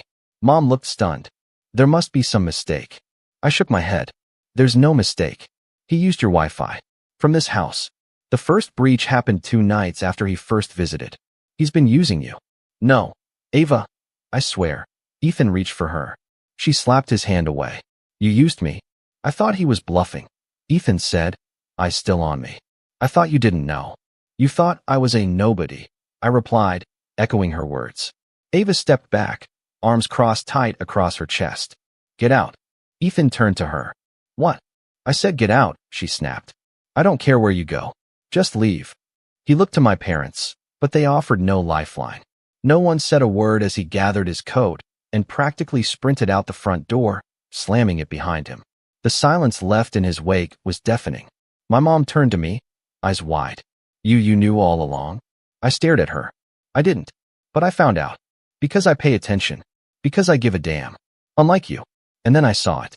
For the first time in my life, they looked afraid of me. Not because I was yelling. Not because I had power.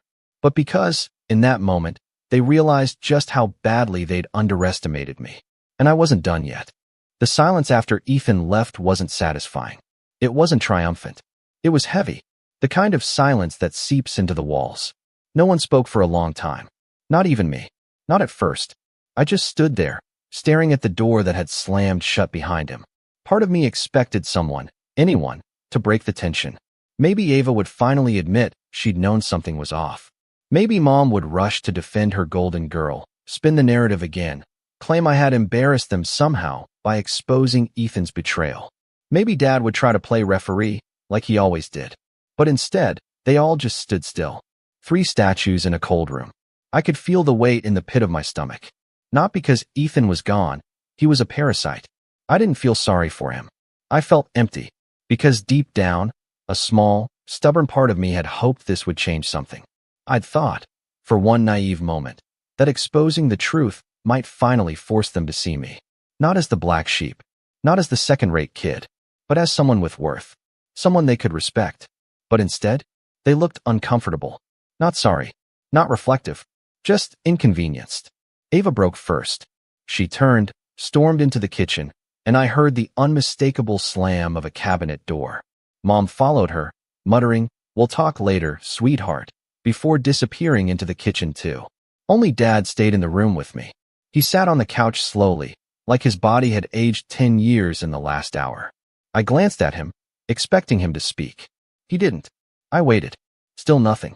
Finally, I sat across from him, the old coffee table between us like a neutral zone. "I didn't come here to humiliate anyone," I said, voice low. Dad didn't look up. "You didn't have to." I blinked. "Excuse me." He rubbed his face with both hands, then leaned back with a sigh. "You could have called us ahead of time. You could have told us who you were to him. You let it happen like that, in front of everyone." I stared at him, trying to process what I was hearing. "You're blaming me for how he reacted to me being here." "I'm saying," he said carefully, "that you let it play out for drama." I laughed, quietly, bitterly. "Dad, you told me not to come because I was a nobody. You said you didn't want to embarrass yourselves.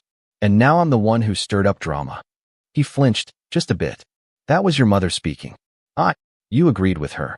He didn't reply. I leaned back in the chair, the leather creaking under my weight. "You know what hurts the most? It's not that you didn't know what I've done with my life. It's that you didn't care enough to find out. All these years. You never once asked." "That's not fair," he muttered. "Isn't it?" I asked. "You knew what Ava ate for lunch last week, but you didn't even know what city I lived in until last year." He opened his mouth, then closed it again. I nodded slowly. "Yeah, that's what I thought." He stood up, like he couldn't take the discomfort anymore. "I think we all need to cool off." "Sure," I said. "Cool off from what?" "Me existing." He didn't answer, just walked away, leaving me alone in that dim, flickering room. And that's when it hit me. This wasn't rock bottom because of Ethan. It wasn't even about the argument. This was rock bottom because I had finally run out of excuses for them. I couldn't pretend anymore. Couldn't rationalize their behavior. Couldn't tell myself that maybe, someday, they'd change. They wouldn't. And that realization settled over me like wet cement. I spent the rest of the night in the guest room, staring at the ceiling, unable to sleep. I heard snippets of conversation downstairs. Mom consoling Ava, Dad muttering something about just letting it blow over. But no one came to check on me. No one knocked. No one offered so much as a word of acknowledgement. By morning, I had made my decision. I wasn't staying through Christmas Day. I packed quietly, folded my few clothes, zipped my bag, and took one last look around the room. The faded posters from my teenage years were still on the wall, curling at the edges. The old bookshelf held a few of my childhood paperbacks, untouched, forgotten. It was like a museum of a person they didn't care to remember. As I crept down the stairs, I saw Ava sitting at the kitchen island, phone in one hand, coffee in the other. She didn't look up. Mom was at the stove, cooking breakfast. The smell of eggs and bacon filled the air, warm and familiar. She glanced over her shoulder as I reached the bottom step. "Oh," she said. "You're leaving?" I paused. "Yeah." She turned back to the stove. "Well, at least take some food before you go. No sense driving hungry." I shook my head. "I'm good." She didn't argue. Just flipped a strip of bacon. That was it. No apology. No reflection. Just passive dismissal, like I was a guest who'd overstayed. I stepped into the foyer and grabbed my coat. As I reached for the doorknob, Ava's voice floated from behind me. "So that's it. You're just going to leave? After coming in here and tearing everything apart. I turned slowly. You mean after being told I wasn't welcome? After you and Mom made it clear I was an embarrassment? She stood, crossing her arms. Don't twist this. You wanted to feel important. You made Ethan squirm just to prove a point. And now you're bailing because no one clapped for you. I looked at her for a long moment. I'm not bailing, I said. I'm walking away. There's a difference. She snorted. Right? Walk away and play the victim. Like always. No, I said quietly. Not a victim. Just done. And with that, I opened the door and stepped into the cold. The snow had stopped sometime during the night. Everything was quiet. Still, the world looked clean, like nothing bad had ever happened in it. But inside me, there was a storm. I drove in silence for 2 hours before pulling off at a rest stop, hands gripping the wheel tighter than I realized. My phone buzzed with a few texts, generic Merry Christmas messages from colleagues, a couple of work emails, a spam notification from some app one didn't remember installing. Nothing from my family. I sat in that car for a long time, engine off, heat fading, just breathing, trying to figure out what came next. And that's when the idea began to take shape. At first, it was just a spark, a flicker of something. Not revenge, not exactly, but clarity. For years, I'd poured into people who saw me as disposable. I bent over backwards to earn approval from people who saw love as a transaction. And where had it gotten me? Alone, angry, exhausted, no more. If I was going to give my time, my energy, my presence, it would be to people who deserved it. And if they thought I was just a background player, fine. Then it was time to write a new script. One where I stopped asking for a seat at their table and started building my own. But first, I needed to tie up some loose ends. Because there was still one thing left to do, and it involved Ethan. It's strange how clear everything becomes once you stop begging to be seen. Driving back to the city that morning felt different. Lighter. Not because I wasn't hurt, don't get me wrong, I was. But because for the first time in years, I wasn't carrying around this twisted hope that maybe my family would change. That maybe, if I just achieved one more thing, they'd finally clap. Finally say the words I'd been aching to hear since I was a kid. We're proud of you. They weren't going to say it. And that was okay. Because I didn't need their validation anymore. What I did need, though, was to set things right where it counted. The minute I got back into my apartment, I turned on every screen. Dual monitors, company laptop, even the extra display I usually used for coding sprints. I logged into the internal portal, accessed the security dashboard, and pulled up every file tied to Ethan's ID. I cross-referenced dates, device signatures, metadata, the works. 3 unauthorized access points confirmed. One of them was traced to an encrypted personal drive that had since gone offline. If I hadn't shown up for Christmas, Ethan might have gotten away with it. I called our legal team the next day. Do we have enough to move forward? I asked, already knowing the answer. Easily, said Nadine, the company's legal lead. Frankly, I'm surprised he wasn't caught sooner. He got lucky. I got unlucky. You're not going to press criminal charges? Not yet, I said. But I want him gone. Officially. Quietly. And I want a clause added to his exit paperwork barring him from discussing company intel, or me, under NDA terms. Already drafted. We'll push it through tomorrow. That was the first domino. The second was the email I sent to my division heads later that afternoon. A full transparency memo detailing the breach, the quick response, and the systems we'd reinforced as a result. I didn't name Ethan directly, but I didn't have to. The point was to show leadership, accountability, control. I signed it with my full name and title. Alex Weston, Senior Director of Information Security, CyberCore Inc. By the end of the week, I had 3 congratulatory emails from upper management, a quiet thank you from the CEO, and a personal message from a board member saying they appreciated my decisive handling. The part that really got me? They weren't surprised. No one was shocked that I'd handled it well. No one asked, wait, you're that Alex Weston? Because to them, I'd always been someone with value. Someone they saw. Someone whose seat at the table was never in question. The more I sat with that, the more I realized how much I'd been starving for recognition from the wrong people. It wasn't just about family. It was a pattern. I kept offering my energy to places where it evaporated on impact. So I stopped. I started going to dinner with coworkers I'd been brushing off for years. I reconnected with my college friend Jason, who now ran a startup in Austin. We talked about collaboration, about equity, about building something real from the ground up. I didn't commit to anything yet, but for the first time in a long time, I felt excited about possibilities that didn't revolve around impressing anyone. And maybe the biggest shift? I began saying no. No to working weekends out of guilt. No to explaining myself to people who weren't listening. No to dragging dead weight behind me just because it shared my last name. 2 weeks after I returned from that Christmas disaster, I got a call from my mom. I stared at the screen for a long moment. It was the first time she'd called me since that morning. No texts, no check-ins, just silence. I could have let it ring. I wanted to let it ring, but part of me needed to hear what she'd say. I answered. "Alex," she said, "your sister's been very upset." Of course. Not "how are you?" Not "we've been thinking about you." Just straight to the crisis. "I'm sure she has," I replied calmly. She said Ethan's company reached out to her. He's been blacklisted from a few places. She thinks it's your doing. It's not, I said truthfully. His own actions did that. I just reported the facts. There was a pause. "I just wish you hadn't done all of that in front of us." I couldn't help but laugh, bitter and low. "So let me get this straight. You're not angry that he stole confidential data. You're angry that I exposed it in your house." "We're not saying you were wrong," she said quickly. "Just that it could have been handled with a bit more grace." I felt something click into place inside me. A kind of closure I hadn't known I needed. "You only call when you want something," I said.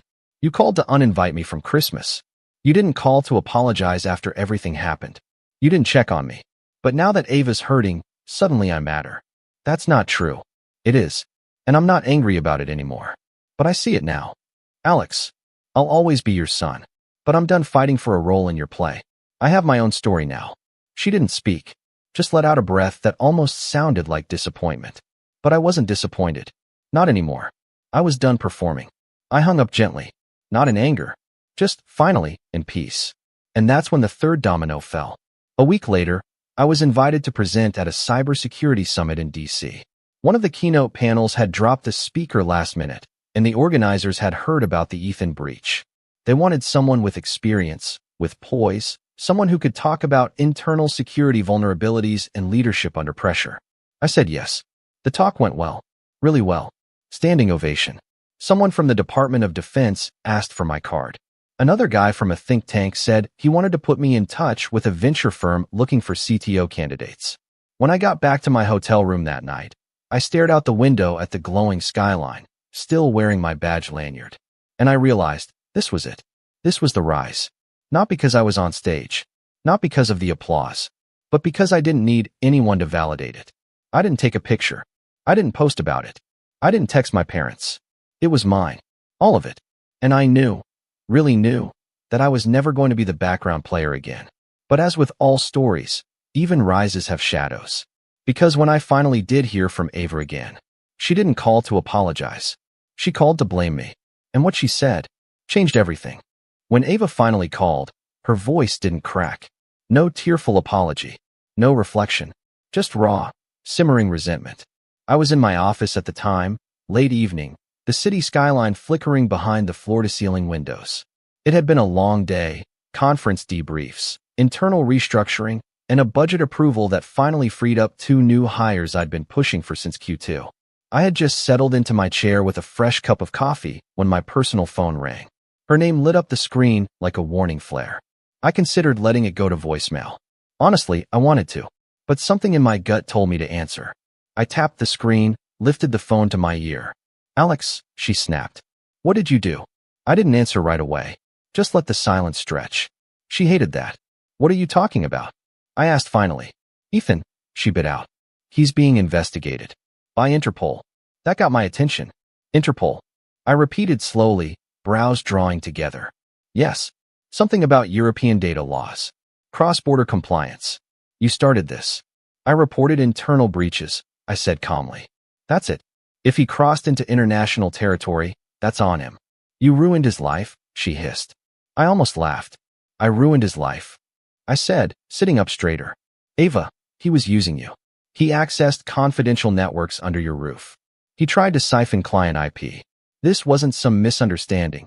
He was committing fraud. You're lucky your name wasn't on any of it." That silenced her. For a moment. Then she said something I didn't expect. "I know he messed up, but he was going to fix it." I blinked. "Fix it? By what? Returning the stolen data and asking for a do-over. He told me you were planning to leave Cybercore, she said, voice dropping slightly. That you were burnt out.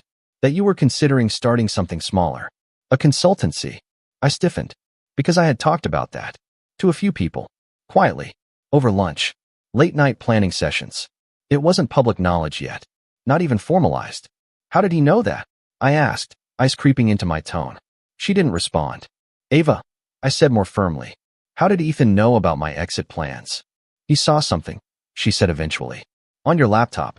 When you came home last year for Thanksgiving. I closed my eyes. He'd snooped. Of course he had. I let my guard down. Left a folder open. Maybe a Slack tab. Maybe a draft of the proposal Jason and I had been sketching together. And Ethan, nosy, opportunistic Ethan, had seen it. Copied it. Maybe more. I didn't know he took anything, Ava said defensively, clearly sensing the shift in my breathing. I just thought he was curious. I exhaled slowly. Did he take any files?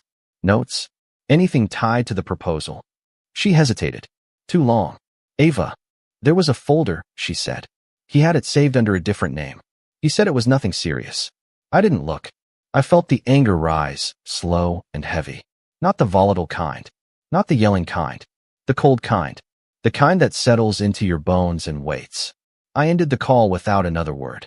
And just like that, the setup was clear. Ethan hadn't just stolen company data. He'd stolen my ideas. My framework. My plan for walking away clean and building something new. And he'd probably try to shop it around. Maybe even to competitors. Maybe Ava helped. Maybe she didn't. But it didn't matter. Because now it was personal. Over the next week, I worked like a ghost. Quiet. Focused. Precise. By day, I did my usual work. Pipeline reviews, internal audits, onboarding security analysts. By night, I reconstructed every piece of the stolen project. The proposal, the code architecture, the pitch decks. I dug into server logs, email metadata, Slack backups. I found the folder Ethan had renamed and flagged it with a digital watermark, something unique I'd coded years ago to track intellectual property, hidden inside the footer of the doc, invisible to the eye. Then I filed an internal report with the executive team, flagging a potential theft of proprietary concept materials. Within hours, legal called me. You're saying someone attempted to lift the core framework for a spin-off consultancy? Correct. And it's your original material? Check the metadata, I said. Timestamps don't lie. Neither does my signature hash. The next morning, they launched an internal task force, confidential, limited to 4 people, all trusted. HR looped in, under strict non-disclosure. Ethan's name came up immediately. But here's where it gets interesting. While tracing the external movement of those files, our forensic analyst discovered 2 outbound transfers. One went to a private Gmail account registered to Ethan. The other? To a corporate address tied to a rival firm. A small security startup called Larkbridge Solutions. And the founder of that firm?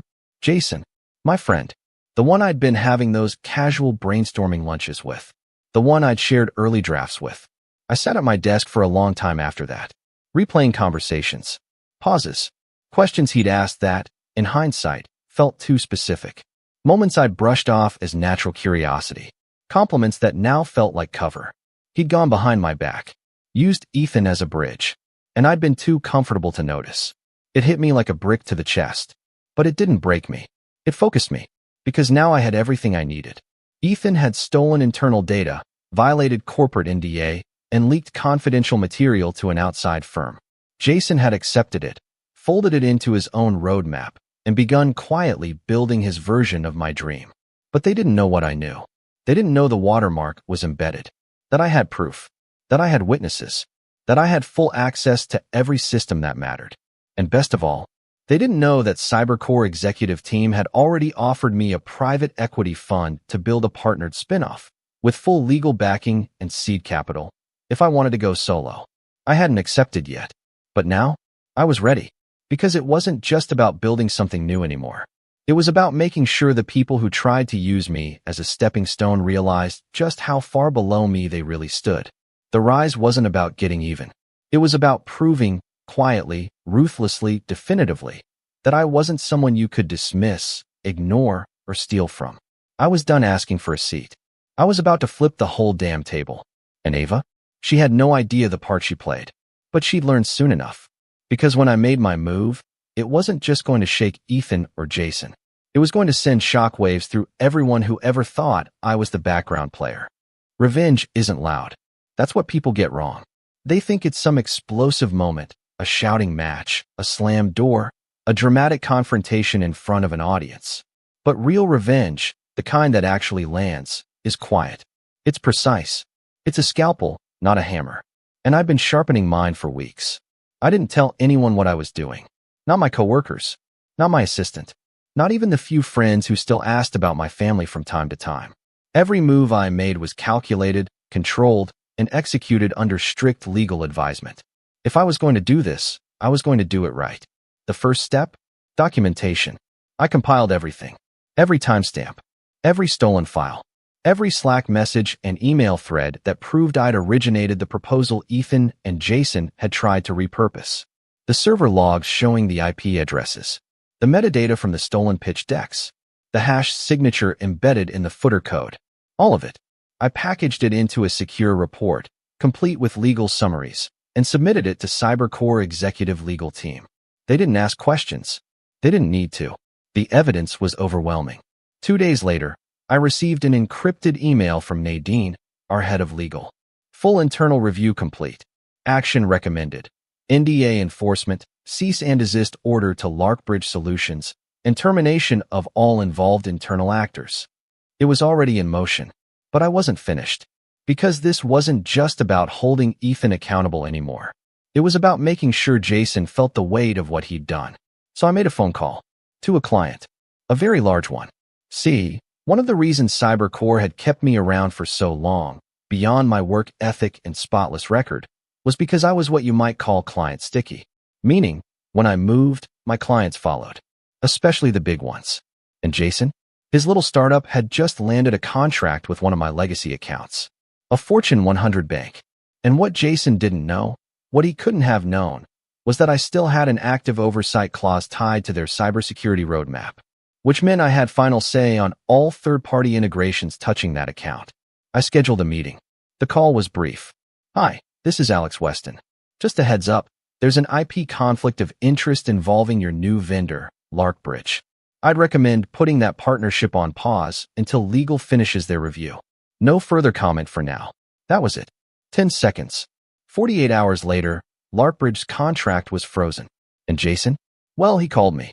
Of course he did. He left a voicemail first, light tone, fake concern, asking if there'd been some confusion or miscommunication. Then another, slightly less polite, reminding me how close we used to be and how we could work this out like adults. I didn't respond. 3 days later, I got an email from his CTO. We understand there may have been some overlap between early concept materials. Please advise how we can resolve this amicably. Translation, we got caught. Please don't destroy us. But I wasn't done.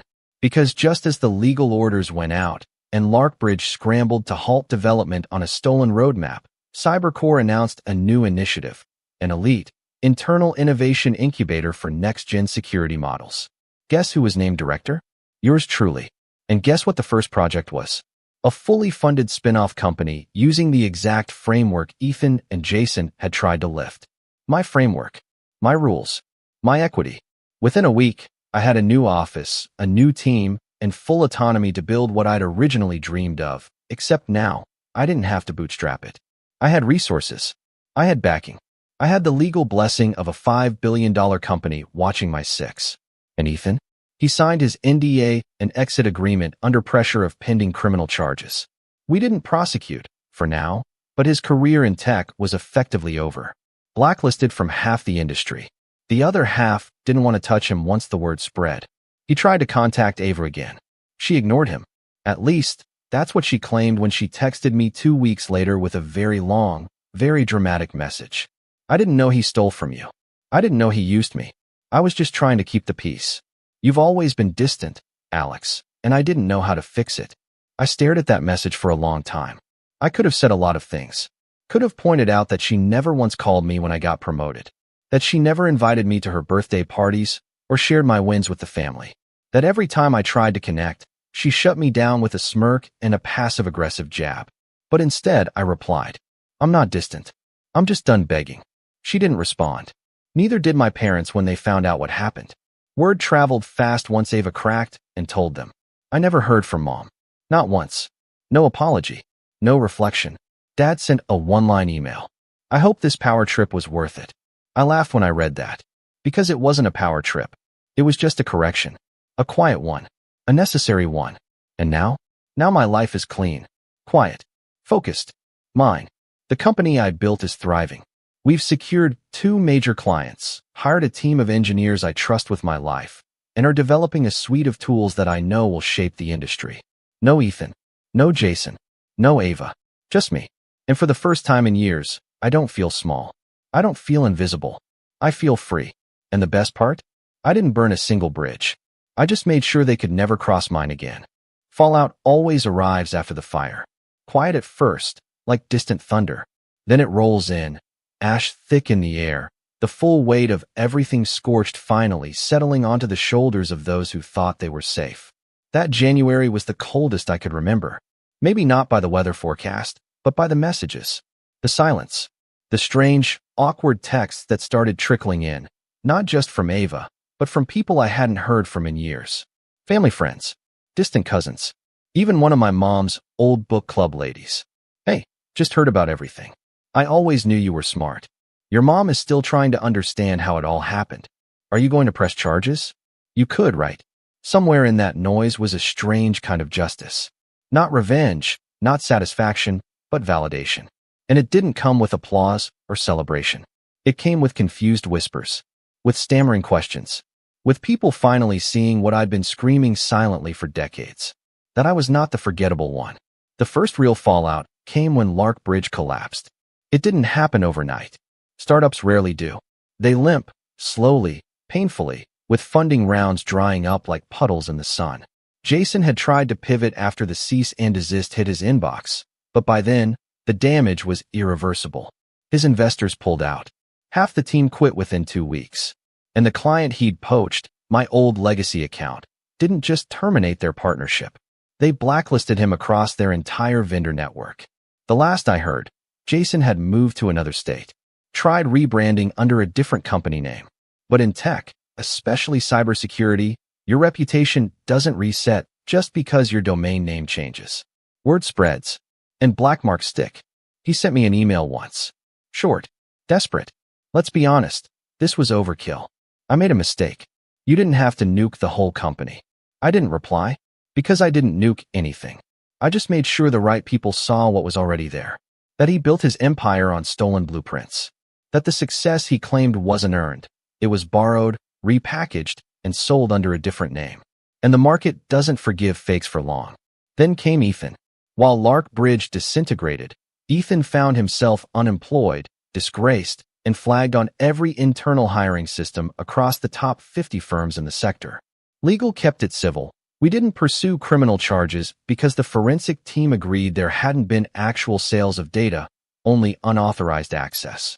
But the blacklisting? Permanent. His NDA held. He couldn't speak publicly, couldn't explain his side, couldn't even apply for positions that would require clearance, which was most of the industry. One of my old HR friends sent me a screenshot of a job forum where Ethan had tried to ask, under a fake name, for advice on rebuilding a tech career after a major mistake. Nobody answered. He was done. But the part that surprised me most? Ava. I didn't hear from her again for months. Not until the spring, when I got a small, cream-colored envelope in the mail. Handwritten. No return address. Inside was a letter. Neat cursive. Blue ink.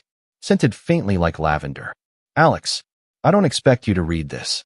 I don't even expect you to care. But I wanted you to hear it from me, not through the family, not filtered through guilt or distance. I didn't know what Ethan was doing. Not fully. Maybe deep down I did. And I just didn't want to admit it, because I was afraid of losing something I could show off. That's what it was. He made me feel like I was winning. Like I'd finally chosen someone who made sense to the rest of the world. But he didn't respect me. He didn't even like me. He liked what I represented. Your sister, the golden child. The family who couldn't stop reminding him that he was special. But he wasn't. And when he saw how much power you held, he hated it. And I hated you for it. Because you didn't need our approval. You never did. And that scared me. I wish I could take back the things I said. The nobody comment. The way I laughed when mom called you dramatic. I wish I'd defended you more. Or at all. You deserved better than the way we treated you. If you ever want to talk, I'm here. If not, I understand. Ava, I read that letter 3 times. Not because I needed an apology, but because I never expected one. I didn't write back. Not because I was angry, but because I was tired. Tired of being asked to come home when it was convenient. Tired of being dragged into their messes. Tired of rebuilding bridges with people who never once laid a plank in my direction. But I did keep the letter, tucked it in a drawer, not as a memento of pain, but as proof that even people who live in denial eventually hear the truth echoing through the silence. As for my parents, they took the news as expected. I heard from a distant uncle that mom was devastated over Ethan, not because of the stolen data, but because he'd embarrassed the family. Dad still believed I had overreacted and burned every bridge for a power trip. They never called, never wrote, never visited. But I wasn't waiting anymore. The company I built, Stonewall Systems, launched quietly that summer. Our first product rolled out in Q3, a lightweight, end-to-end encryption protocol that undercut industry pricing by 30% while increasing transfer security by 40%. We made headlines. Not splashy, viral ones, but the kind that matter to people who watch. People who lead. People who understand substance over spectacle. I was invited to speak at DEF CON in Vegas. Gave a 25-minute talk on insider threats and ethical exit strategies. Got a standing ovation. Afterward, a college senior came up to me. Nervous. Fidgeting with the lanyard around her neck. Sorry, she said. I just wanted to say, your talk made me want to keep going. I thought this industry only rewarded the loudest guys in the room. But you showed that strategy and patience still mean something. I thanked her, shook her hand, and on the flight home, I realized something. I'd spent years trying to prove I wasn't the background character. But now I wasn't in the background. I was building the stage, setting the lights, writing the script, and I wasn't doing it to impress anyone. I was doing it for the quiet kids, the underestimated ones, the ones who get told to sit down while their louder siblings take the credit, the ones who work late, bite their tongues, and still get left out of family photos. I was doing it for me. And when I landed, stepped back into my office, and saw my team working late not because they were overworked, but because they believed in the mission, I knew I'd won. Not just the battle, not just the revenge, but the freedom, the life I wanted. On my terms. No more background roles. No more asking to be included. From now on, they'd either make space or watch me build a new room without them.